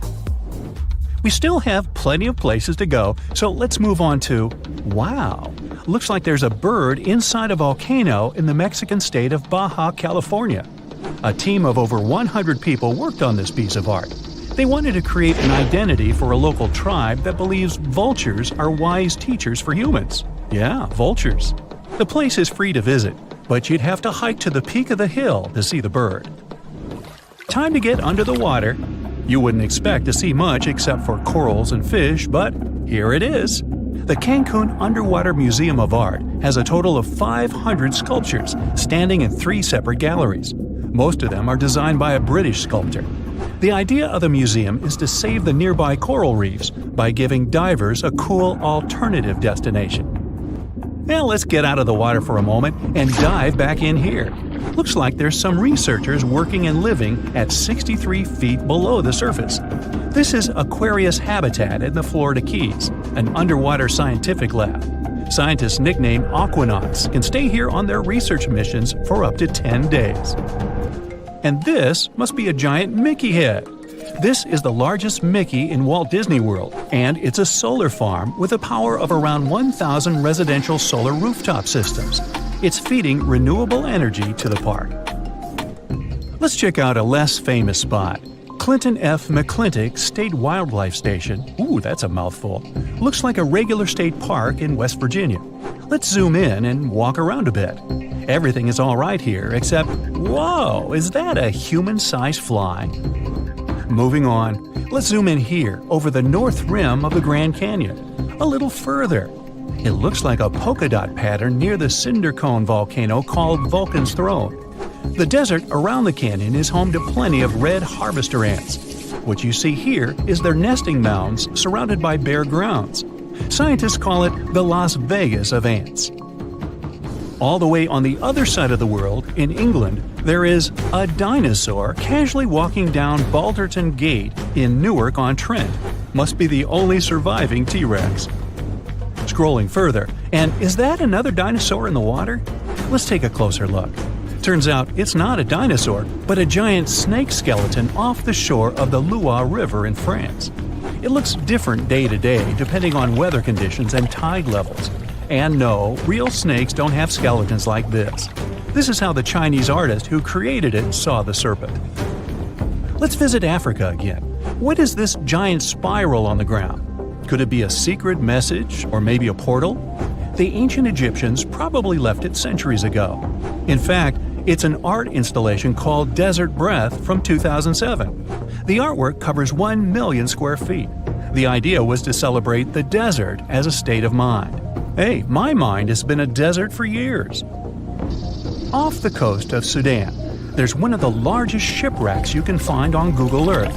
It's a Bolivian cargo ferry that sank in 2003. Let's go further east. There are about 260 mysterious stone triangles in Saudi Arabia. They point toward a bullseye also made of stone. If you scroll a bit further, you can also notice desert gates with 2 thick walls. The purpose of the gates is still a mystery. Are those huge weird wheels on the ground? The ones in Jordan are all different in design. Some of them have spokes positioned in such a way to align with the sunrise on the winter solstice. Scientists believe the wheels in the Black Desert were built around 8,500 years ago. When flying over Kerala, India, you can't miss a huge vulture. It's the largest bird sculpture in the world, as tall as a bowling lane and as long as the height of the Leaning Tower of Pisa. The name of the bird is Jatayu, and it symbolizes the protection of women, their honor and safety. Next point, let's zoom in on it.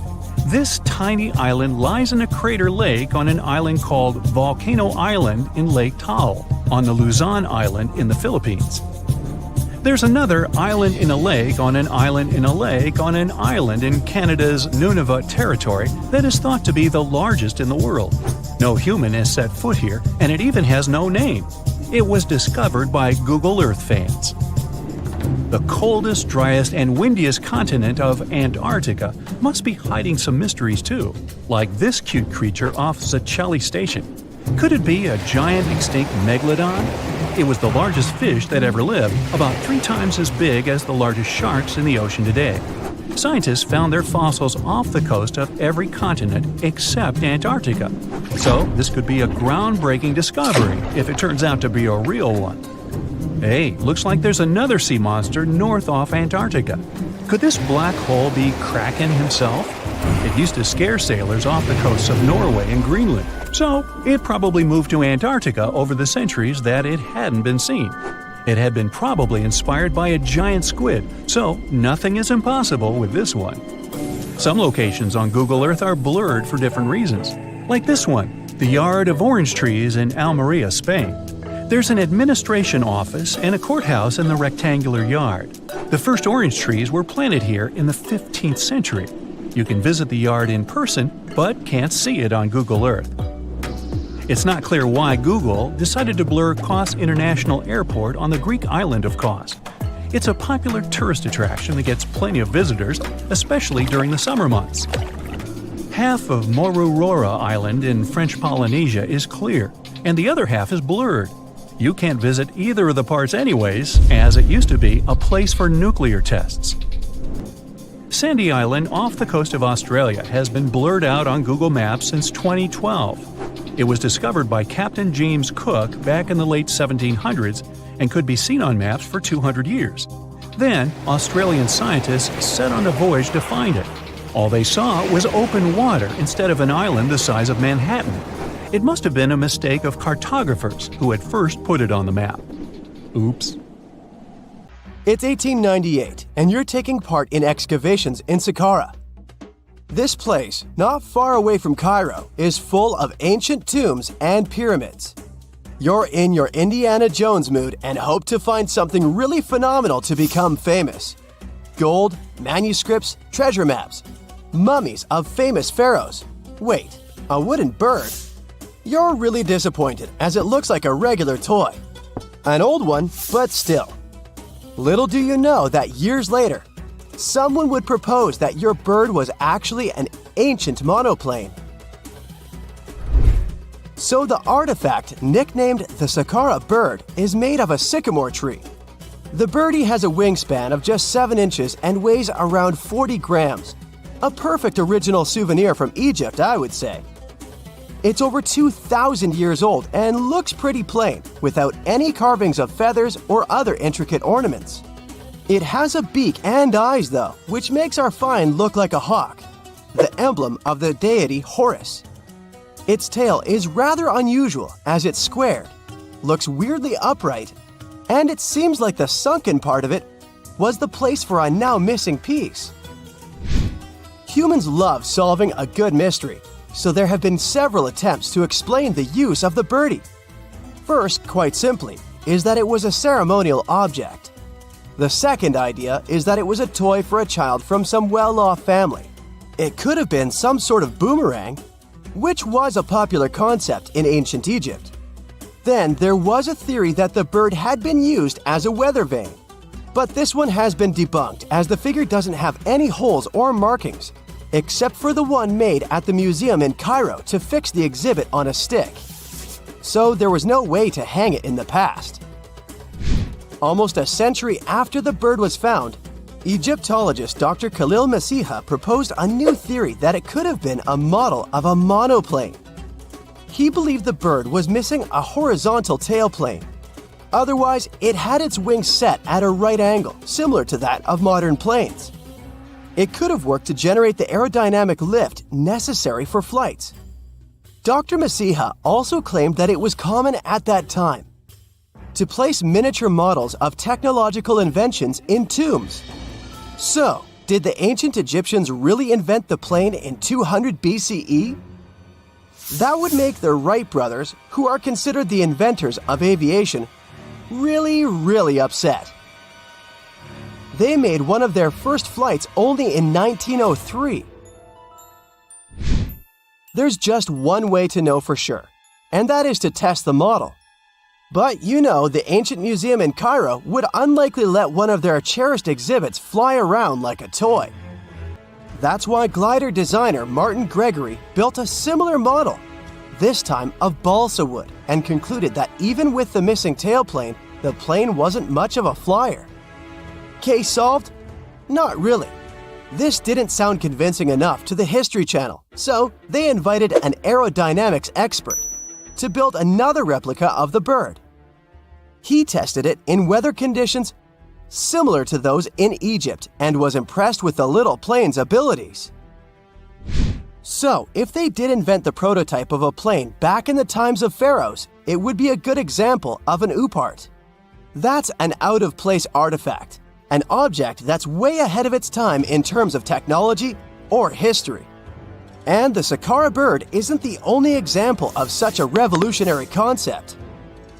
In 1901, a group of divers retrieved the Antikythera mechanism from an underwater shipwreck near the Greek island of Antikythera. It's been dubbed the world's first analog computer, and it's currently dated around 100 BCE. The bronze mechanism could tell the position of the sun, moon, planets, and stars, as well as the lunar phase, the dates of upcoming solar eclipses, and even the speed at which the moon moves through the sky. No one's sure who used it and how or where it was made, but it's obvious that it's extremely precise and way too advanced for its time. The first flushing toilets in the world were invented in the middle of the 20th century. Just kidding. The ancient Minoans on the Mediterranean island of Crete and the Indus Valley civilization both came up with this brilliant invention at the same time, around 4,000 years ago. The plumbing and sanitation were so well done that no one managed to design anything better until 2,000 years later. One ancient Minoan lavatory was discovered at the Palace of Knossos. It looks like it had a wooden seat set over a tunnel that directed water from a rooftop reservoir to an underground sewer. Other varieties got water from jugs. Only the super rich people could afford all this glory. So if you wanted to shop for real estate back then, the flushing toilet would be a telltale sign you were in the rich neighborhood. Automated doors became a cool, seemingly new invention back in 1931. But the technology behind them is actually much older. Think the 1st century CE old. Mathematician and engineer Heron of Alexandria came up with a hydraulic system to open and close temple doors.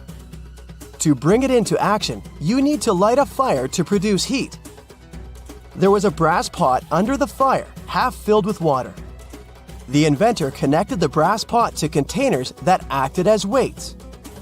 When the fire was burning, the water moved into the containers. They went down and pulled the ropes. It was nothing like a supermarket door that opens in front of you before you even have time to think. Heron's door took hours to open, and there was no way to stop the process. That's why they only opened the doors once a day before people entered the temple, to add some mysticism at the temple during ceremonies. Spooky. Looks like the first ever battery was invented in Baghdad around 2,000 years ago. A German archaeologist found this oval-shaped clay jar in 1938. Scientists are still not sure what purpose it served and who exactly invented it. There is a theory that it was used for electroplating objects with precious metals. When they filled it with a weak acid like vinegar, the battery produced around 1 volt of electricity. Another theory says it was a vessel for sacred scrolls. Would you like to buy contact lenses designed by Leonardo da Vinci himself?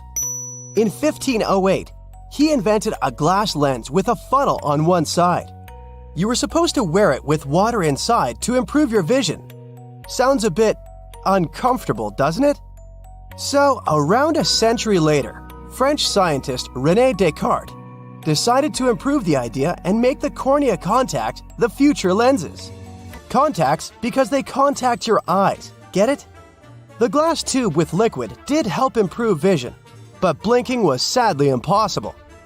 2.5 centuries later, new technologies in the glass industry let scientists design contacts that would fit in the eye and even let the wearer blink.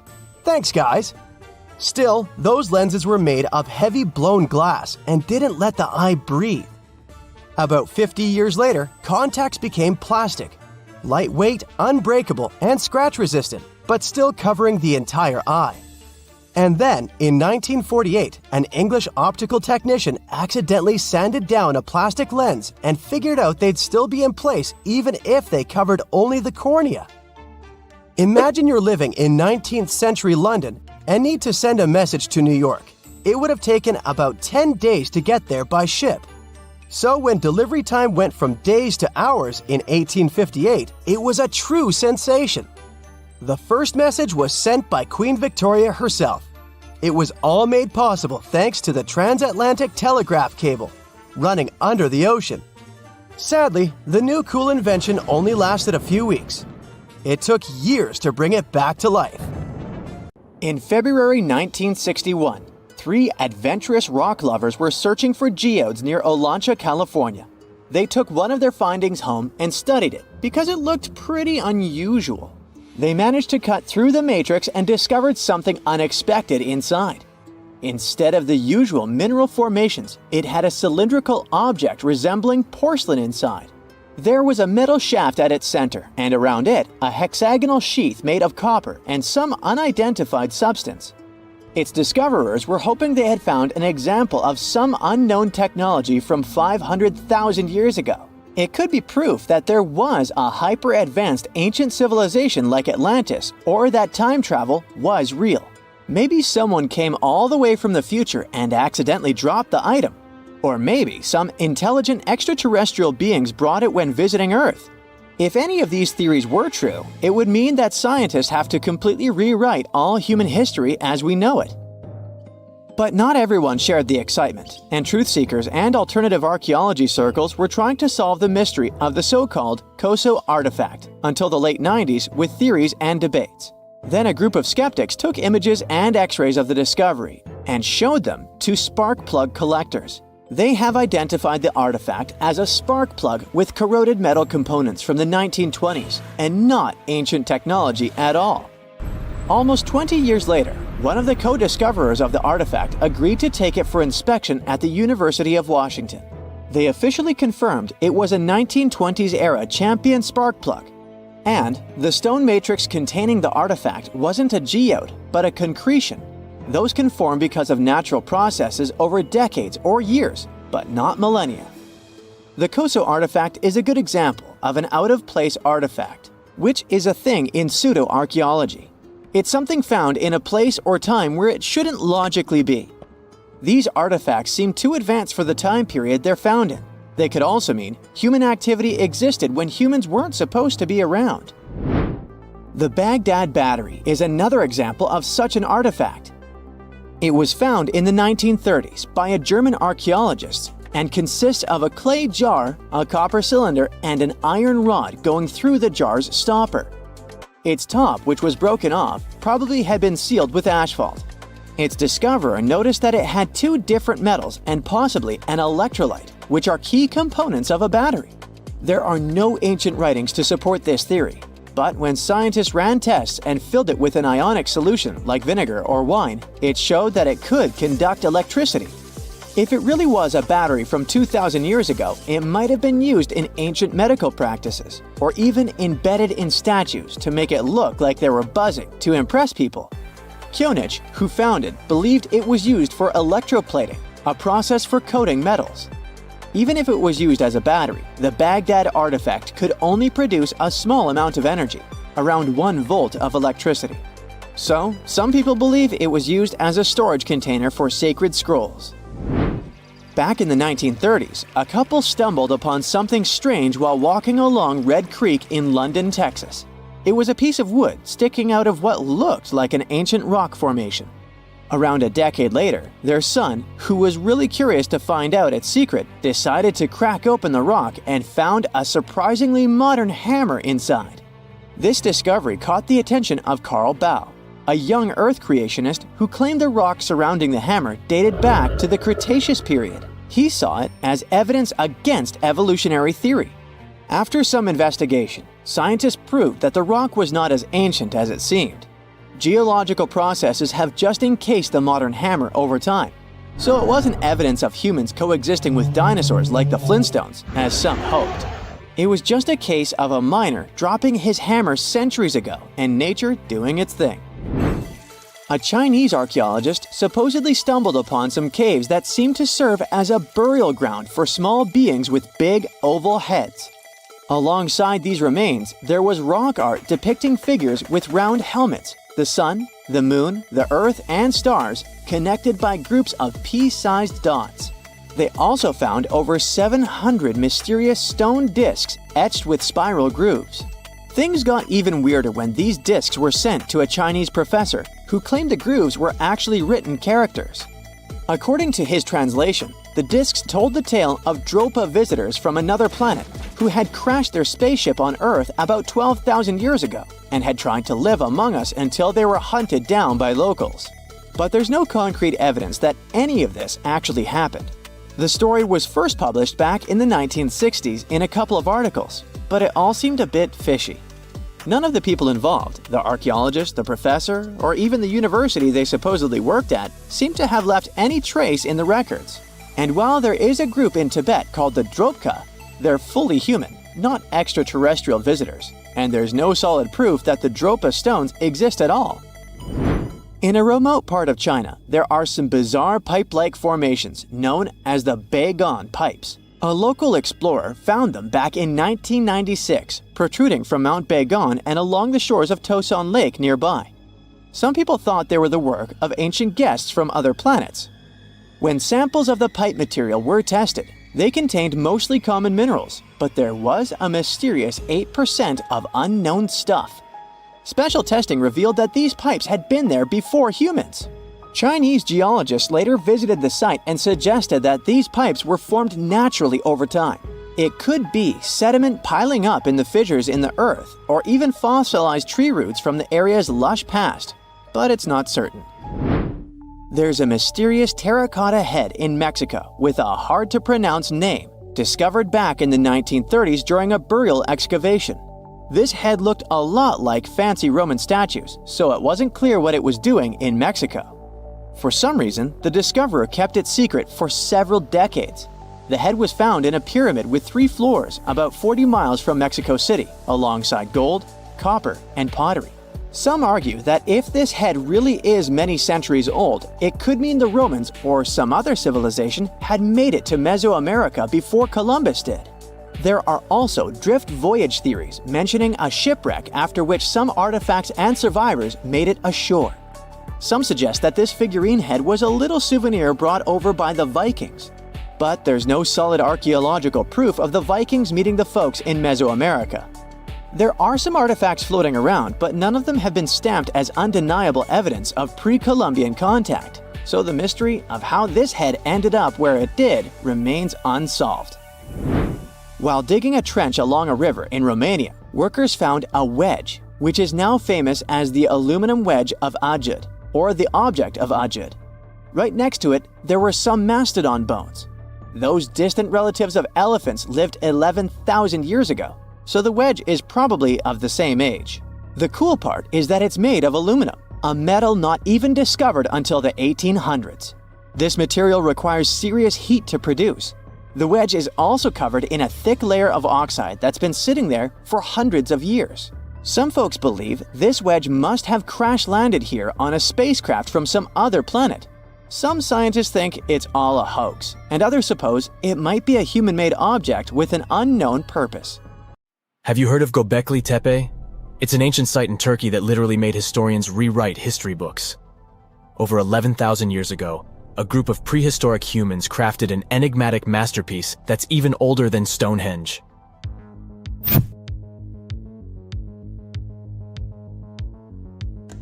Before its discovery, archaeologists believed that people didn't know about iron and weren't good at making pottery. They were sure that settled life only emerged with the need for agriculture. But Göbekli Tepe changed this belief.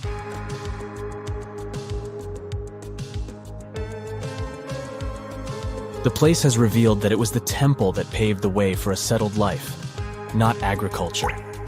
Until this discovery, researchers believed that farming was the catalyst for sedentary living. Meet Professor Schmidt, the guy whose findings changed this theory. He managed to prove that hunter-gatherer communities laid the very foundations of this way of life.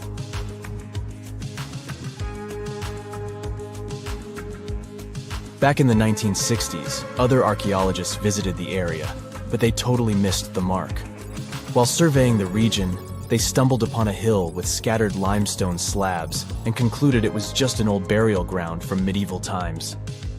Little did they know that there was so much more to uncover.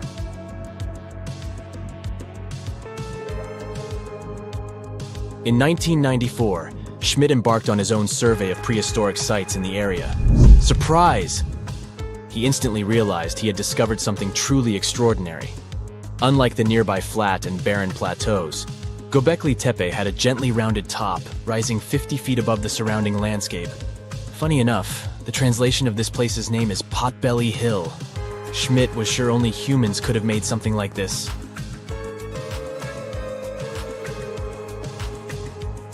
Those broken limestone pieces that were mistaken for gravestones turned out to be way more exciting.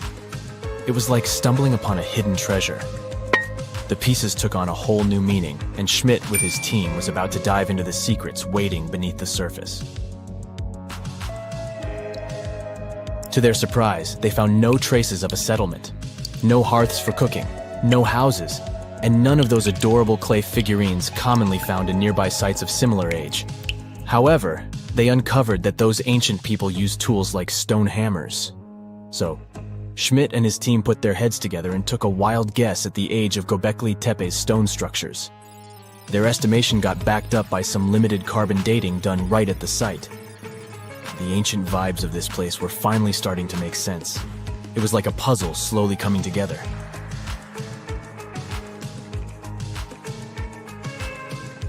You may think that back then, people didn't have special tools to create something as cool as Göbekli Tepe. Not true. Turns out, these prehistoric folks used flint tools instead of fancy metal chisels. They were also skilled at chipping away softer limestone and crafting pillars right on the spot. Afterward, they carried the pillars a short distance to the summit and placed them upright. Once the stone rings were complete, they covered them with layers of dirt. Over time, they added new rings, and voila! You've got a cool hill to impress people in the future.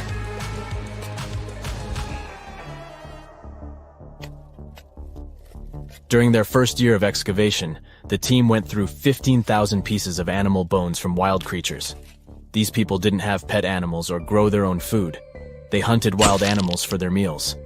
But things were about to change because the place had everything they needed to start farming. Scientists say they had wild sheep and wild grains that could be domesticated. And guess what? Just 20 miles away, geneticists found evidence of the world's oldest domesticated strains of wheat at a prehistoric village.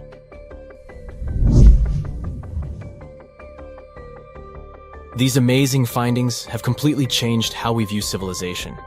In the past, experts believed that people needed to learn how to farm and settle in one place before they could build temples and develop complex societies. But guess what? Schmidt's research flips that idea on its head. He claims that the incredible effort put into constructing these astonishing structures actually set the stage for the development of advanced societies. It means that societal and cultural changes happened before agriculture. Schmidt has this fascinating hypothesis about Göbekli Tepe. He thinks it could have been a special burial site where people left their loved ones. And here's the twist. The burial site was adorned with fancy statues and symbols representing deities from the spiritual realm. The idea that Göbekli Tepe could have served as a sacred place adds another layer of complexity to the whole story. While the site's true purpose may remain elusive, Schmidt's insights invite us to consider the profound interplay between life and the afterlife, and the deep reverence ancient hunter-gatherer societies may have had for their departed ancestors. Now let's talk about the stars of the show, the mesmerizing T-shaped columns that dominate Göbekli Tepe. These mysterious structures range from 10 to 20 feet tall and most likely represent stylized human figures. But one figure stands out from the rest, the three-dimensional lion relief. This depiction really fires up our imagination. Why? Because it hints at the possibility that lions roamed Anatolia during the Neolithic period.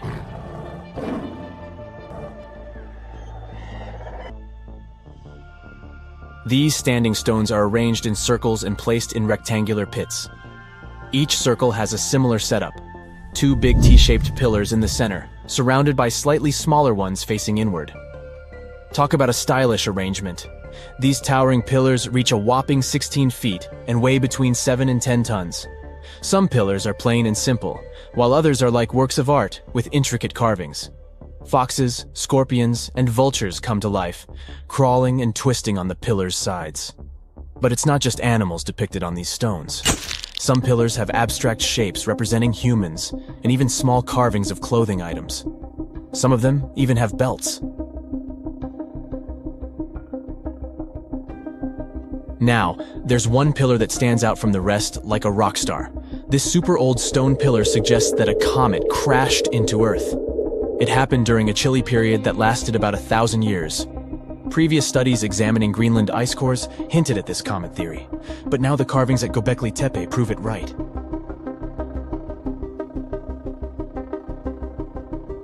The carvings on the pillars are like a historical comic strip. They even show a headless human figure.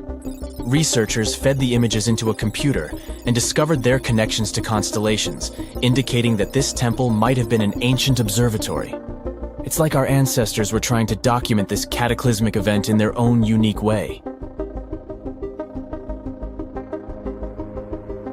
Archaeologists have been excavating and researching Göbekli Tepe since the mid-1990s, peeling back layers of history and providing us with a deeper understanding of the intricate relationship between various elements. They have no plans to stop the whole process for another 150 years. Who knows what else they'll find? You see, Göbekli Tepe has been labeled purely as a ritual site with no signs of domestic activities.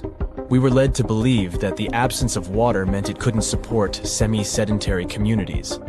But scientists believe it's time to shake things up and approach Göbekli Tepe with fresh eyes. It's time to question what we believed before and use new evidence and different ways of thinking. Like, there might have been a group of people living in the area who didn't stay in one place all the time. They moved around a bit but still had their own civilization, living in the area semi-sedentarily. Göbekli Tepe is not just home to a single temple, but an astounding collection of over 20 ancient structures. As archaeologists delve into the depths of this wonder, they are unraveling its unique layout, featuring two prominent focal points at the heart of each establishment, complemented by smaller structures and dividing walls. What's even crazier is that in this area, there are over 200 obelisks, which are narrow tapering monuments. Look at these two identical diamonds. You won't see the difference with the unaided eye. Yet your credit card will surely notice it. On the left, it's a 0.9 carat diamond that will cost you somewhere around $5,000. And on the right, you can see a 1 carat diamond with the price starting at $8,000. The difference is only about 0.02 grams, but the price changes a lot. And both of them are tiny, just around 6 millimeters in diameter. Yeah, a carat is not that much. It's a unit of mass that equals 200 milligrams. As for the biggest diamond ever found, it's 3,106 carats and weighs over 600 grams. An average orange weighs about 140 grams, so this diamond is like 4 oranges. It's called the Cullinan diamond, and it was found in South Africa in 1905. It got its name after the name of the mine it was found in. You can't see its full version these days as it was cut into several pieces. In total, it was divided into 9 larger stones and a whole bunch of smaller ones. In early 1905, the cutting of the Cullinan diamond was entrusted to diamond expert Joseph Asher, the head of the Asher Diamond Company in Amsterdam. A team consisting of 3 specialists dedicated 8 months to the task of transforming the large diamond into smaller gemstones, beginning their work in February that year. Initially, the monumental stone was divided into 7 pieces, which were further cut to create 9 large stones, each named Cullinan with a corresponding Roman numeral from 1 to 9. During the first attempt at cutting the Cullinan diamond, Joseph Asher broke the cleaving knife, which had taken 4 days to prepare, without causing any damage to the diamond. A new cleaving knife was then used for the second blow, resulting in the diamond being split into 2 pieces. The discovery of the largest gem-quality rough diamond sparked speculation and a sense of mystery, with some suggesting that the Cullinan diamond was merely a fragment of a much larger diamond. There were claims that 4 magnificent pieces had been broken off from a larger stone. Despite much discussion and speculation about the origin of the Cullinan diamond, no concrete evidence emerged to support these theories. But is the Cullinan diamond really the biggest diamond ever found? Well, the answer is yes and no at the same time. The thing is, until faceted, the diamond isn't as magnificent as you might think. So yes, it is indeed the biggest one, but nobody really could handle a 600-gram faceted diamond. Such a giant couldn't really adorn anything.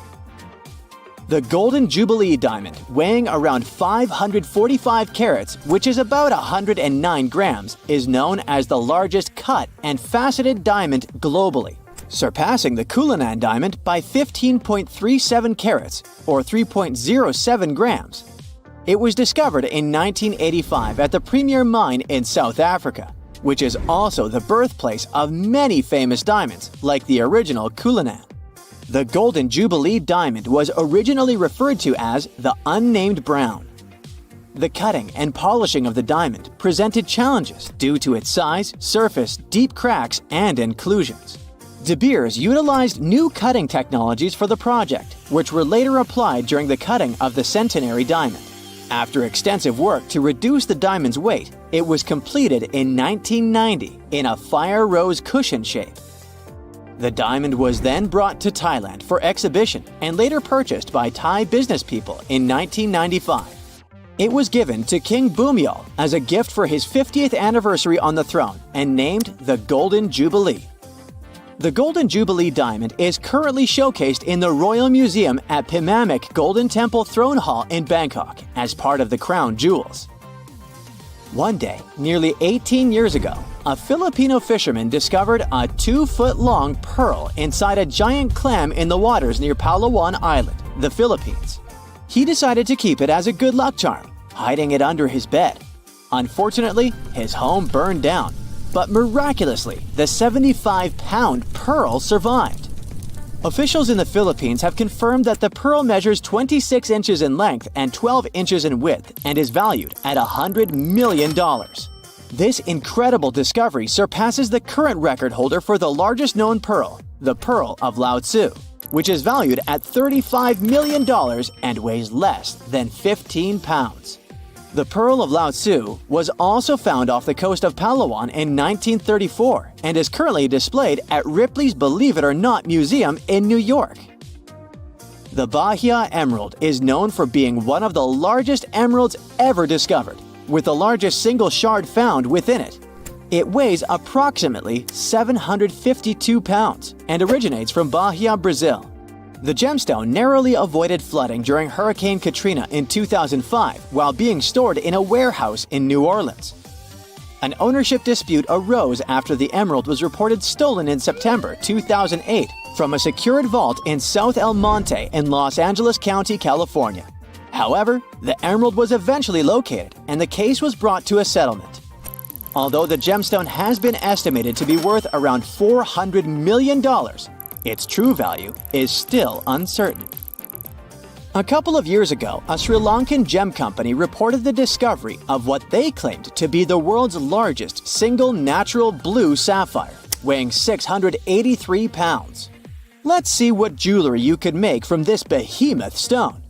A blue sapphire with such a gigantic weight could be turned into 1,549,016 1-carat stones adorning engagement rings. The owners intended to auction off this gemstone after it had been officially valued. The Gemological Institute in Ratnapura, which initially owned the gem, declined an offer of more than $1 million from a potential Middle Eastern buyer. They estimated that the gem's real value was around $100 million. The discovery of the El Dorado rough topaz in 1984 in Minas Gerais, Brazil, was a significant event, with the rough stone weighing an impressive 81 pounds. However, after being cut and polished, the finished gemstone ended up weighing only 13.6 pounds, resulting in a loss of 83% of the original weight. This drastic reduction in weight was primarily due to the removal of non-gem quality material from the rough stone in order to create a high-quality product with an excellent cut, color, and clarity. The final product was a stunning faceted topaz with a perfect emerald cut, good clarity, and a desirable yellowish-brown color. Weighing 31,000 carats, the finished stone became the largest faceted topaz and gemstone in the world. The name El Dorado has since been used metaphorically to describe a place where wealth can be quickly attained. Additionally, it's been associated with El Dorado County in California and various other towns and cities across the United States. The term has also come to symbolize something highly sought after, though it may be elusive or never found. A ruby weighing 55.22 carats was recently sold at auction for a record-breaking $34.8 million, making it the largest and most expensive ruby to be sold this way. The gem was discovered in Mozambique and named Estrela de Fura, which means Star of Fura in Portuguese. Sotheby's, the auction house that handled the sale, described the ruby as extremely rare and significant in the world of gemstones. While diamonds typically dominate record gemstone sales, rubies are also highly prized for their rarity and value. The previous record for a ruby sold at auction was set by the Sunrise Ruby in 2015.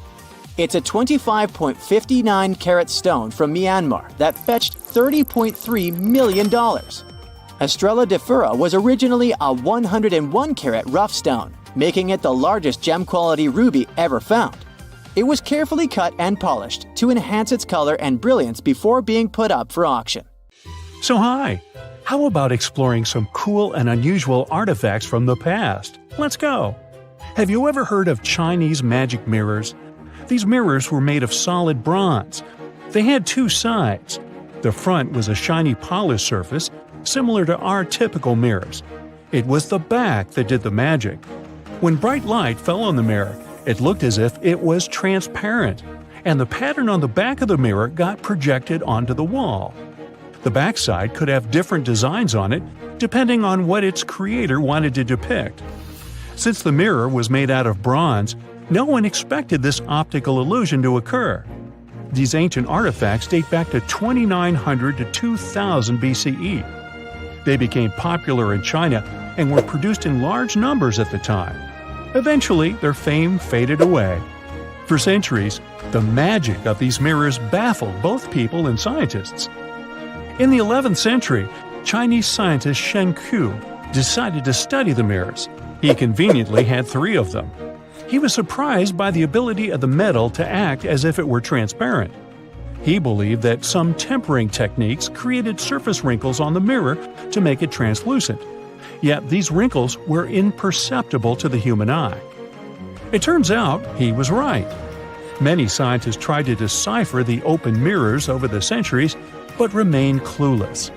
Finally, in 1932, William Bragg discovered that Shen Ku had been right about imperceptible surface wrinkles all along. Every once in a while, people open multiple tabs in a browser and come to a point where there's no room for a new tab.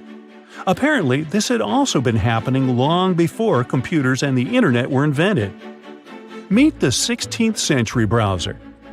This is a full-size book wheel. It's kind of a custom-made rotating bookshelf. Gregory Hayworth, a specialist in textual science, says that this tool has a system of epicyclic gears. That means that the book wheel has a working principle like a planetary system. One gear rotates around another. The shelves of the device maintain a constant 45-degree incline that holds the book securely as the giant wheel turns. Back then, people used the tool while writing encyclopedias and editions of classical works. In this kind of work, a person has to have many books open simultaneously so that the information from multiple sources can be gathered easily. Italian engineer Agostino Ramelli is the inventor of this piece of early modern machinery. What if I tell you that sponge divers in Greece accidentally found an ancient computer? They pulled out this artifact from a shipwreck near Antikythera Island in 1901. Scientists called it the Antikythera mechanism and labeled it as the first mechanical computer. The machine looks like a hunk of bronze, but it has some kind of mechanism composed of gears and wheels. So, experts first assumed that it was an astronomer's tool. After an X-ray scan, though, they found out that the instrument was far more complex than they thought. The artifact was meant to calculate astronomical positions, track the 4-year cycle of athletic games, and so on. It contained a box with dials on the outside and had an assembly of gear wheels attached. It's still unknown who built an instrument with this level of artistry 2,000 years ago and why this technology was lost. After seeing how sophisticated the device was, scientists accepted that their perception of ancient Greek engineering wasn't really accurate. Professor Michael Edmonds of Cardiff University admits that based on the knowledge they have, this mechanism shouldn't even exist. Edmonds says the machine is one of a kind and its astronomical calculations are precise. For him, the Antikythera mechanism is more valuable than the Mona Lisa. In 1929, scholars working in Topkapi Palace Museum in Turkey discovered a map. It became famous for being the oldest map showing the Americas. Perry Reese drew this detailed map on a gazelle skin in 1513. He depicted Europe, North Africa, the coast of Brazil, and several islands, such as the Azores and Canary Islands. The most exciting thing is that he created the map only 21 years after Columbus had set foot in the New World. Well, it was new to him. Perry Reese was a maritime scholar and a successful naval commander leading the Ottoman fleet. Yet, while drawing the map, he relied not only on his expertise in sailing. He created it by assembling and referring to 20 other regional maps, like the Arab map of India, 4 Portuguese maps, and the map of the western parts drawn by Columbus. Yes, the part he got from Columbus raised the heartbeat of many historians. Columbus drew a map during his 3rd voyage to the New World and sent it to Spain in 1498. It's assumed to be lost. Surprisingly, historians can now understand what Columbus noted down by looking at Perry Reese's map. Fun fact, he also drew another world map in 1528. Even though only about 1/6 of this map has survived, it's clear that it described the northwestern part of the Atlantic, the region from Venezuela to Newfoundland, and the southern tip of Greenland. The map also showed Antarctica centuries before its discovery. Historians had to rethink the chronology of history after getting this crazy information. Perry Reese described Antarctica's topography without ice in great detail. In the 1930s, workers found dozens of stone spheres in Costa Rica. Locally, they're known as bolas de piedra, literally stone balls. They were made by a civilization lost in time. What's interesting about these balls is their shape.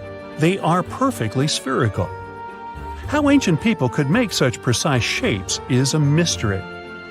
The spheres are of different sizes. Imagine a small one, like a tennis ball.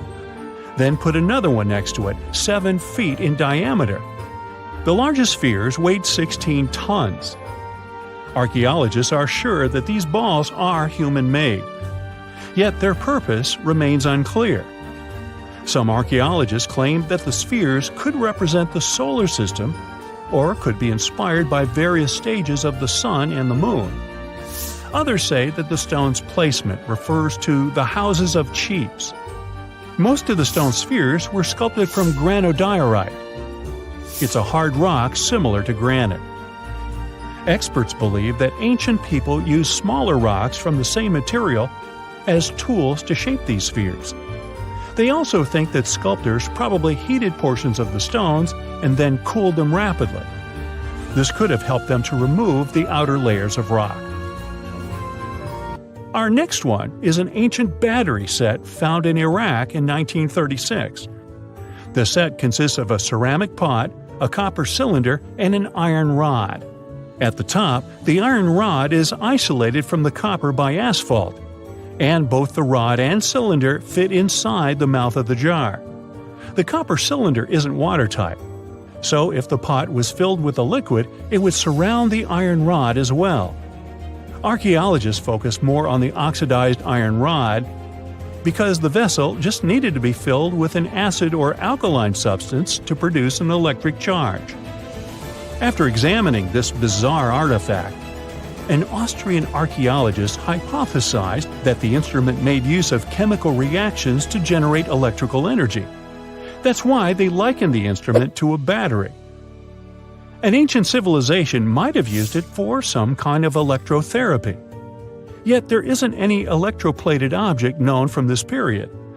So Koenig's hypothesis was rejected by many archaeologists, but nobody has proven him wrong either.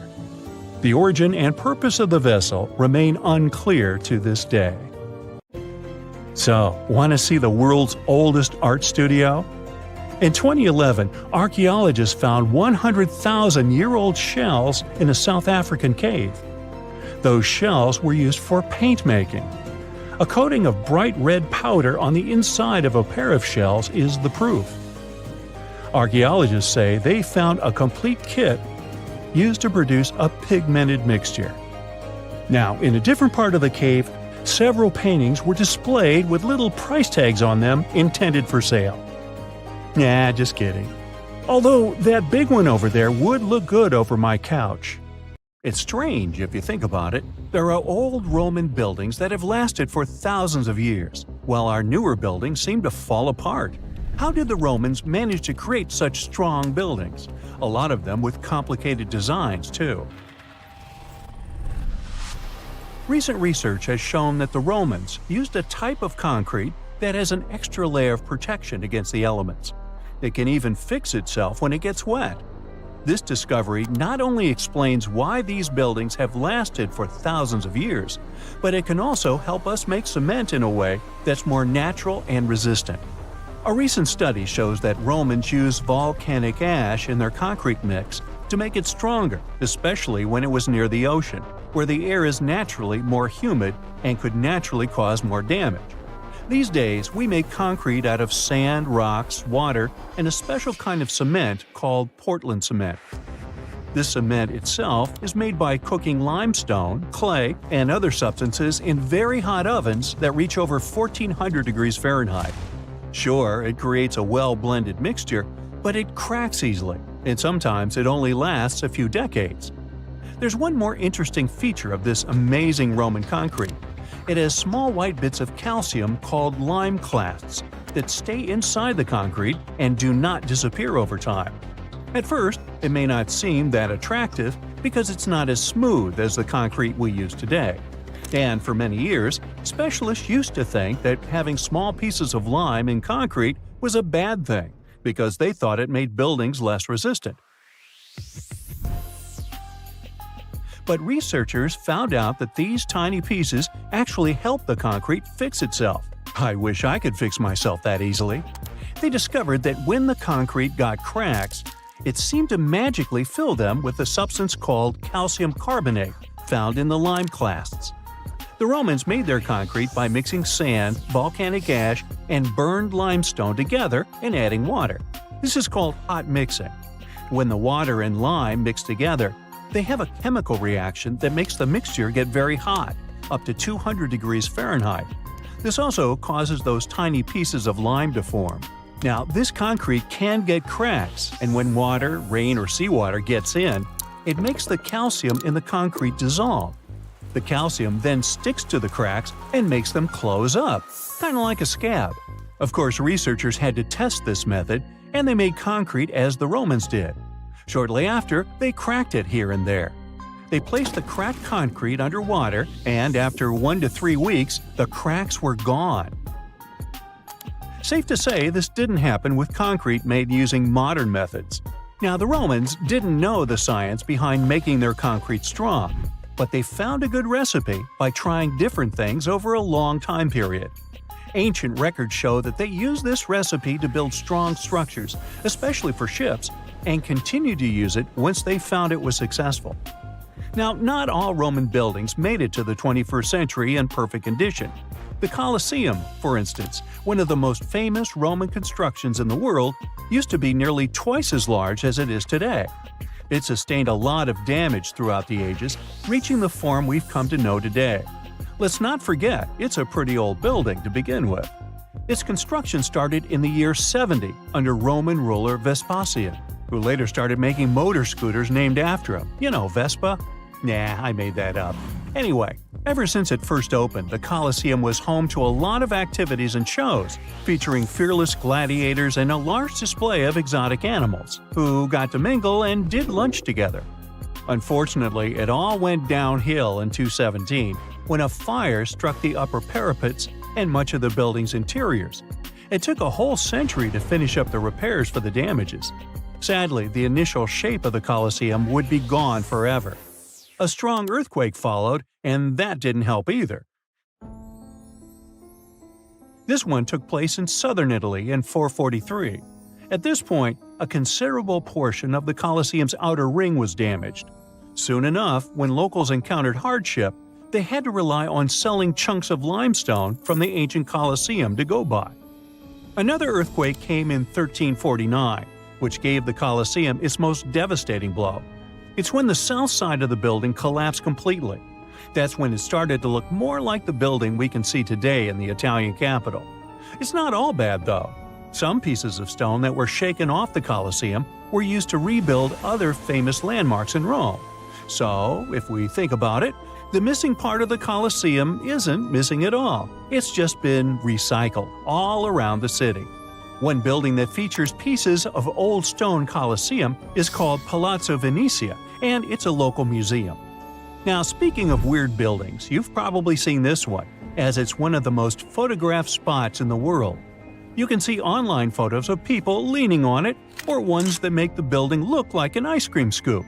This famous Italian landmark is called, you tell me. Yep, the Tower of Pisa, and it looks like it's seconds away from collapsing to the ground. Now, should you ever want to visit, you'll need to head over to this Italian city with the same name, Pisa, near the Square of Miracles. Now, weirdly enough, this building is more famous for its awkward incline rather than for its history or purpose. Back in 1178, when the construction of the tower was still not completed, people realized that the building was starting to lean over, and that was before they had reached its third floor. They soon figured out it had nothing to do with the building plans or the materials they used. It was all happening because of the mushy and shifting soil which was beneath the construction. These days, we know that placing a building on top of soil made of clay, fine sand, and shells isn't the best idea. But back then, people didn't know how to figure that out before building something. Now, fast forward some centuries, and it became clear that this 180-foot tower isn't just leaning. It is falling, and at a considerable rate of about 0.08 of an inch per year. Well, that may not sound like a lot, but multiply that by hundreds of years and, well, just look at the pictures and you'll understand. This leaning tower is more than 16 feet off its axis in the present day. So how come it hasn't fallen over altogether? Well, because of physics mostly. Its center of gravity continues to be located within the base of the structure, so it's pretty grounded. It's also been continuously watched over by local authorities to make sure they protect this unique building for as long as possible. The Pantheon is another great example of the way Romans understood architecture. It's also located in Rome and was initially built as a temple. The construction itself was made from concrete with different thicknesses and has an interesting shape too. Back in the day, Romans believed the Earth was like a disc, which was covered by a dome-shaped sky. So they modeled the pantheon sticking to this idea.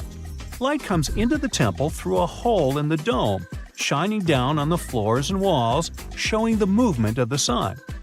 It's also one of the best preserved ancient Roman buildings. It's no wonder many other buildings have been made to look like it. In the U.S. alone, the U.S. Capitol, the Jefferson Memorial, and the National Gallery in Washington, D.C. are all said to be modeled after this ancient construction. The famous painter Michelangelo was so impressed by this building that he believed some unnatural force must have helped in its construction. The place where it stands is also very special because of the story behind it. Legend has it that the founder of Rome, Romulus, was lifted to the ancient Roman higher spirits on the wings of an eagle from this exact location. Apparently, it was a talon show. Get it? Talons? Eagles? Okay, gotta go. Now, have you ever seen cricket balls that are 3 billion years old? Klerksdorp spheres were found in deposits of the mineral pyrophyllite in South Africa and rock the science world. They do look like tiny ancient cricket balls with seams-like lines around the middle. Back in the 1980s, some folks claimed these spheres had been made by an advanced pre-flood civilization we know nothing about. One museum curator shared stories about how they rotated on their own in a display case. There was also a TV show that invited a psychic who declared the spheres were pieces of an ancient spaceship. But according to geologists, these spheres are actually pretty common concretions or spherical objects formed by different minerals than the surrounding rock. The seam-like lines are just imprints from the host rock's layers building up over time. The Klerksdorp spheres come in different shapes, from noticeably flattened spheres to distinct discs.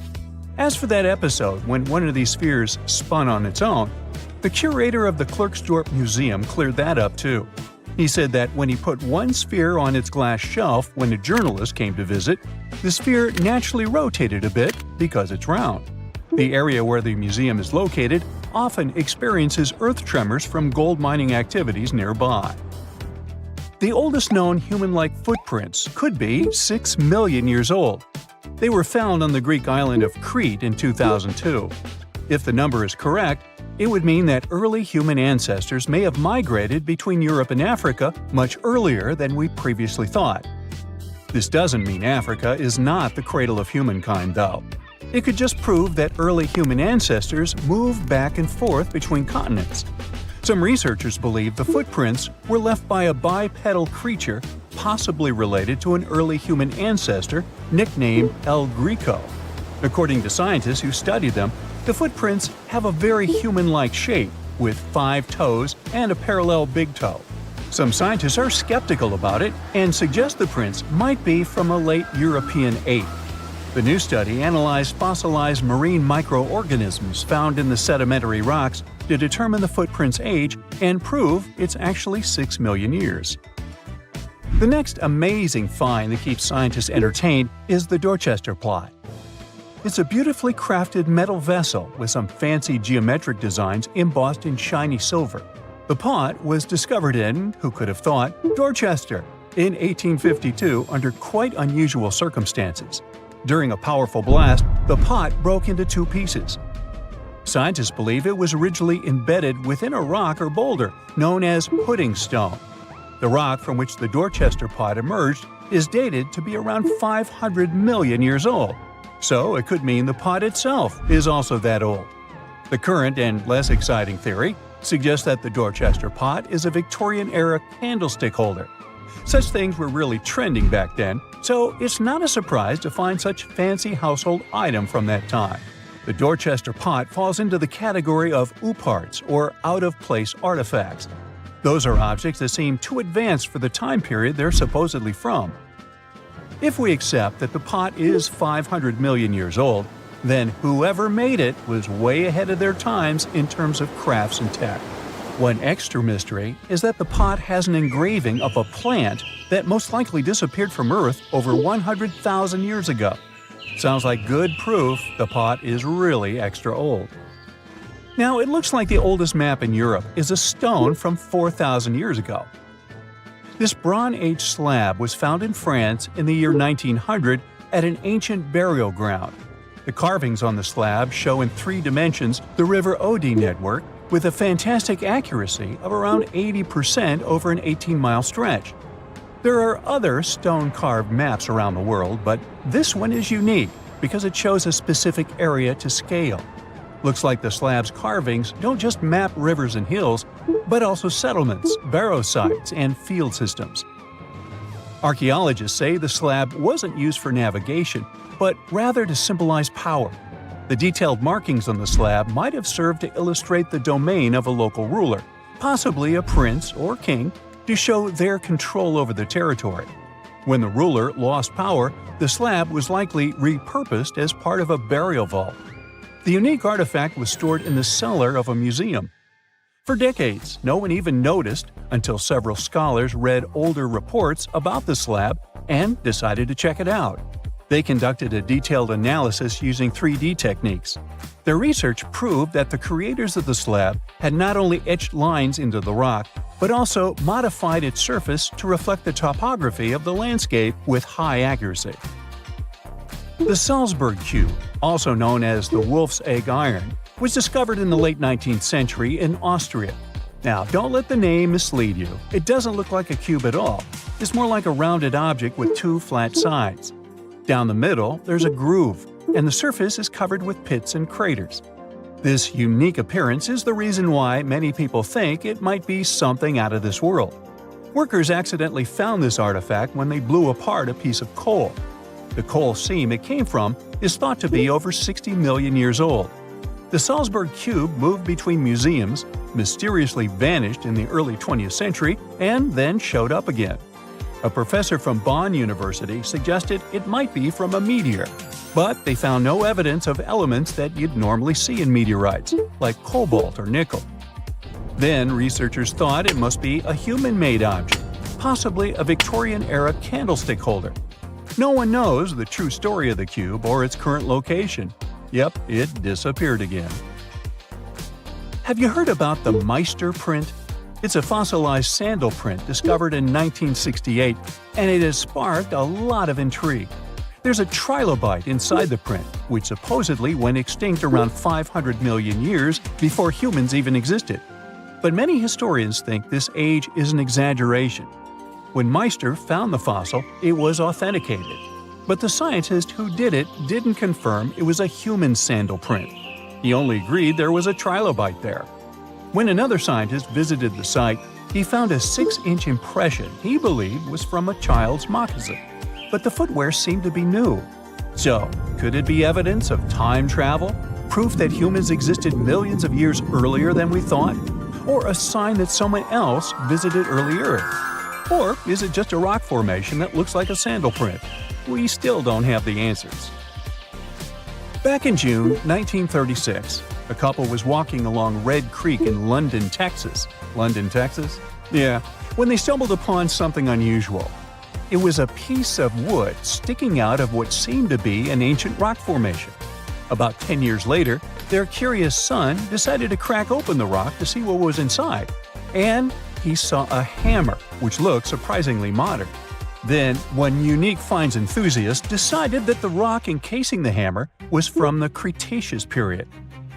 This would mean that someone dropped a 19th century hammer while dinosaurs like Triceratops were still roaming the earth. So, if this hammer was truly from the Cretaceous period, then the whole evolutionary theory would be wrong. And if the hammer was modern, it would mean the Cretaceous rock formation it came from was much younger than we thought. But the real answer was much simpler. The hammer was indeed modern, and geological processes had encased it in rock. Minerals can harden around an object in a relatively short time. So, the hammer was probably dropped by a miner a century or so ago, and the rock formed around it afterward. And no, it wasn't a Victorian-era candlestick holder either.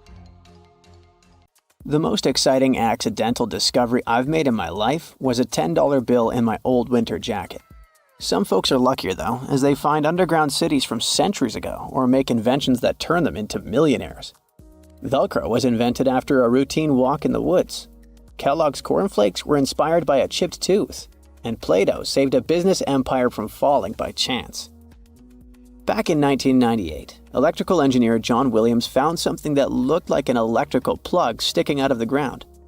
He started digging and noticed that it was stuck in a small rock. He found it in a rural location in North America, far from civilization, industrial complexes, airports, factories, and electronic plants. This piece of electronics embedded into a solid granite stone got the nickname Enigmalith and a price tag of $500,000. Some scientists are sure it's a big hoax and not a souvenir left by some visitors from space, as Williams claims. But the finder of the rock wanted to prove that it was a real piece of ancient technology, some sort of an electrical connector. If it's not a hoax, then this little find could be proof that humans, or some other civilization from the past, were way more advanced than we ever thought. They must have managed to invent a way to transmit electricity long before humans in the 19th century. He offered scientists to take a look at this find and establish what it really is without breaking the rock open, but there were no takers.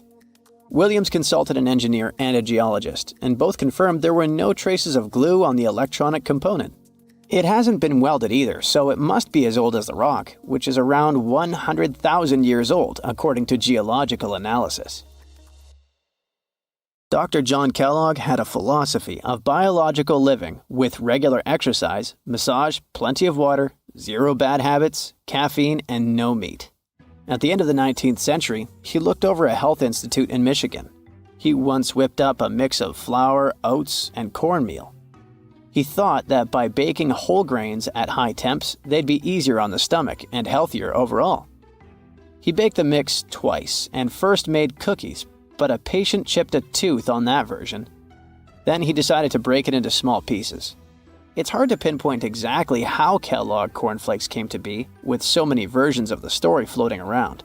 Kellogg's wife, Ella, and his brother Will both claimed they played a role in creating the flakes, along with several other family members and sanitarium staff. The company lore says that it all went down one night in 1898, when some wheat-based cereal dough was left out too long, fermenting in the process. When rolled out thin, the slightly moldy dough turned into these perfect large thin flakes that got all crispy and yummy in the oven. Over the next few years, Will Kellogg kept tweaking the recipe and realized that corn, not wheat, made even crunchier, tastier flakes. His brand, Kellogg's Corn Flakes, has grown into a multi-billion-dollar company. Swiss engineer George de Mestral once went for a walk with his dog and came back with a concept that would later go to space. Once they got back from the woods, de Mestral noticed that his pants and his dog's fur were covered in the tiny barbs of the cocklebur plant. He examined the burrs under the microscope and noticed that they were shaped like tiny hooks that stuck to loops on clothes and fur. He decided to recreate that natural tech to design an extra strong fastener, one with many practical uses. He was testing different materials for his invention for so many years and finally settled on nylon. He also needed to design a special type of loom that could weave the fibers in the right size, shape, and density. It took de Mestral a total of 14 years until he introduced the world to Velcro, which means velvet and hook in French. De Mestral was hoping his invention would replace the zipper on clothes, but the fashion world found Velcro cheap-looking and unattractive. But NASA didn't think so, and used Velcro for astronaut spacesuits and helmets in the 1960s. Now, Velcro is used everywhere, from footwear to toys to airline seat cushions. Before the middle of the 20th century, most homes were heated with coal. It left soot throughout the house, which was especially visible on wallpapers. Kutal Products was the largest company that sold wallpaper cleaner, but in the 50s, more and more people switched to gas, oil, and electricity, and the sooty buildup problem was mostly solved. The owner of Kutal Products was trying to save his business. Meanwhile, his sister-in-law read that wallpaper cleaner could be used to make holiday decorations. She worked as a nursery school teacher, and modeling clay was pretty hard for her students to handle, so she decided to test this material for molding into different shapes, and it works out just fine. She told her relatives about the discovery and suggested a name for it: Play-Doh. The Kutal company was about to go bankrupt, so it was a great alternative for a new business. Soon enough, Macy's and Marshall Field got interested in the new toy and started selling it. Play-Doh was originally only in one color, white, but soon expanded to red, blue, and yellow. They also made several changes to the original recipe, but the mixture is still mostly the same as when it was used to clean wallpapers. An urban legend says that if you take all the Play-Doh compound ever made and put it through their Fun Factory playset, you'll get a snake that will wrap around the planet 300 times. A man in Turkey was renovating his home when he knocked down a wall in his basement with a sledgehammer. He found a tunnel behind the wall that led to an ancient underground city. The tunnel led to more tunnels and then halls and chambers. It turned out to be a whole underground complex with 18 stories and without a single inhabitant, abandoned a long time ago.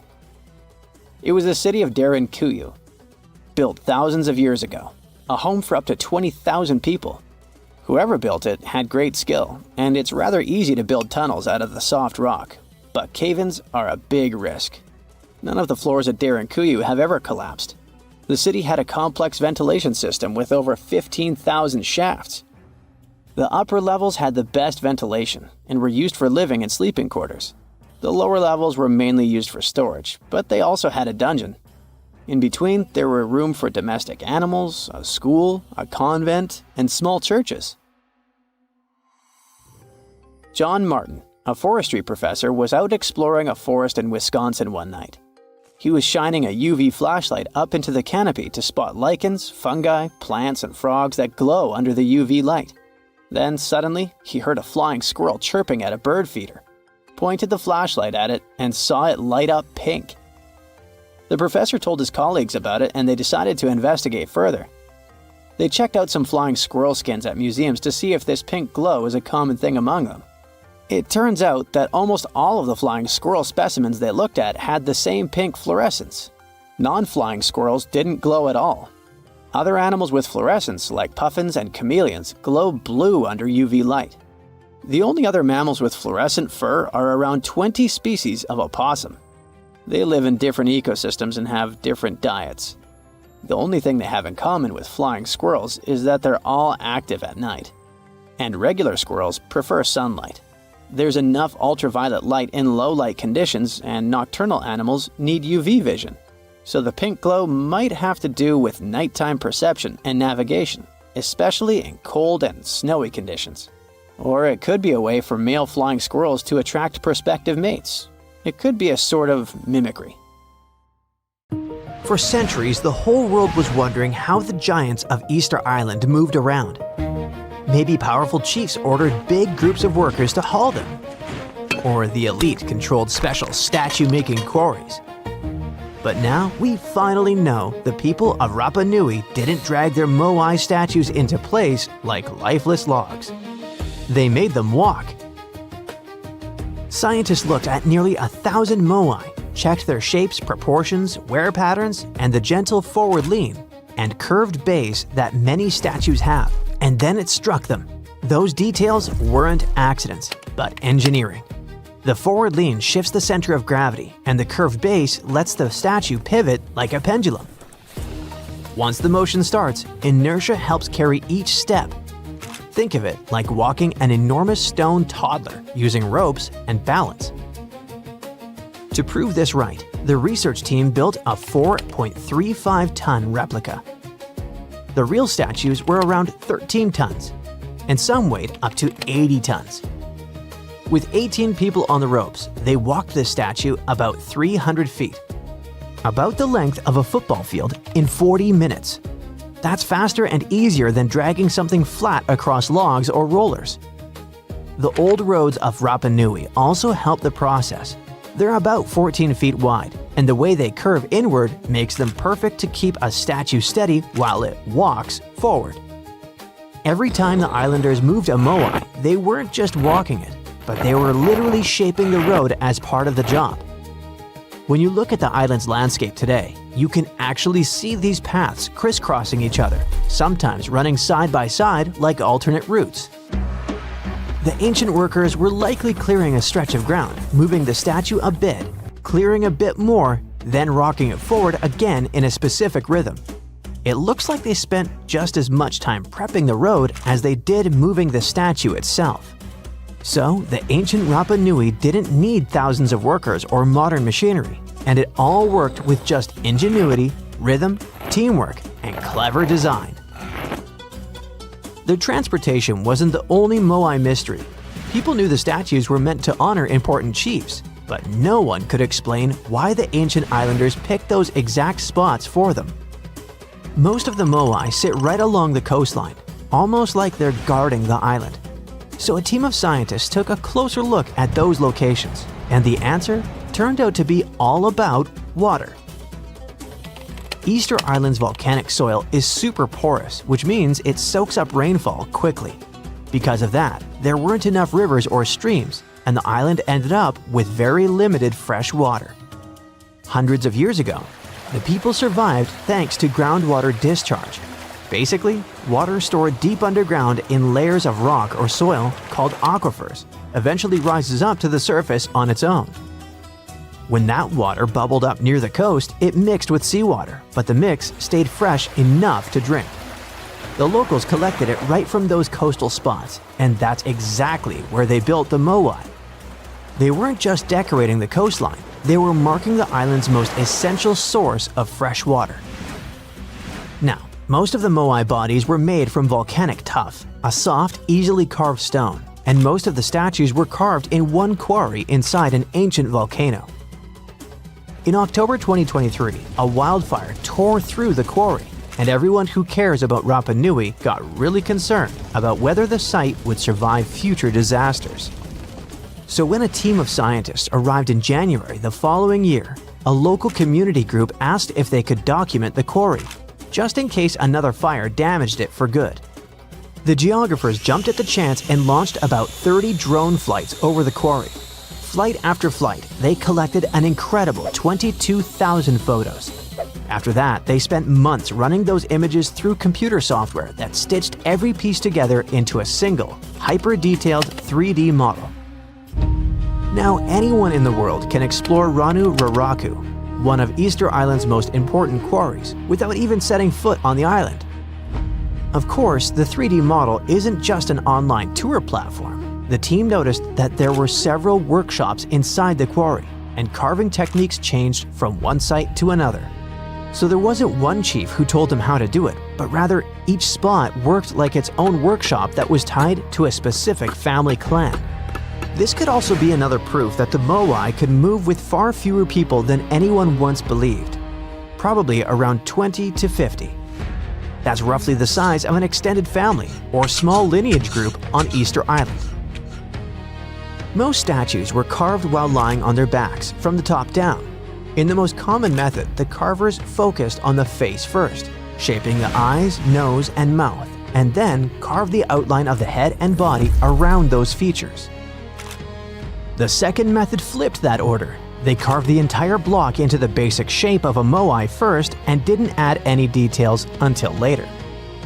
And in a few rare cases, the carvers went at the stone from the side and worked straight into a nearly vertical cliff, which must have taken some great skill. And just when researchers mapped over 1,000 Moai and thought they knew them all, the island threw them a curveball. In the middle of a dried-up lakebed, a place no one expected anything, another statue appeared in 2025. It was the first statue found in a lakebed before, and it might not be the last. For at least 200 or 300 years, the laguna was almost 10 feet deep, so it would be impossible for humans to build or put a statue on the bottom. Scientists think the Moai are over 500 years old. It's possible that the Rapa Nui people who built them probably brought the statue here when the lake was dry in the past. The new find turned out to be slightly over 5 feet tall, which is smaller than the other statues on the island. As the region continues to dry out, the lakebed has started revealing what it's been hiding for who knows how long. More statues could be tucked under those thick reeds that grew over the lake for centuries. Now that the water has receded, scientists might be able to use ground-sensing tools to detect what's buried beneath the surface. While researchers keep studying the statues and solving their mysteries, nature is playing against them. A new study shows that by 2080, seasonal waves could push far enough inland to hit some of Easter Island's massive Moai statues. These stone giants have stood through everything: harsh sun, relentless wind, pounding rain, lichen slowly creeping across their surfaces, and even wildfires. But rising sea levels already threaten the island's coast, and the Moai now face a danger bigger than anything they've endured before. Researchers built a super detailed digital model, a digital twin of a bay on the island's southeast coast. They ran a bunch of simulations to see how different sea level rise scenarios would change the way waves move through the bay. The results of these simulations showed that waves could start reaching the site's 15 Moai by 2080, and then of the most recognizable and photographed statues on the island could end up flooded. This spot sits on a big ceremonial platform and draws more visitors than almost any other Moai spot on Rapa Nui. And the danger doesn't stop there. Dozens of other important cultural features nearby are also in danger.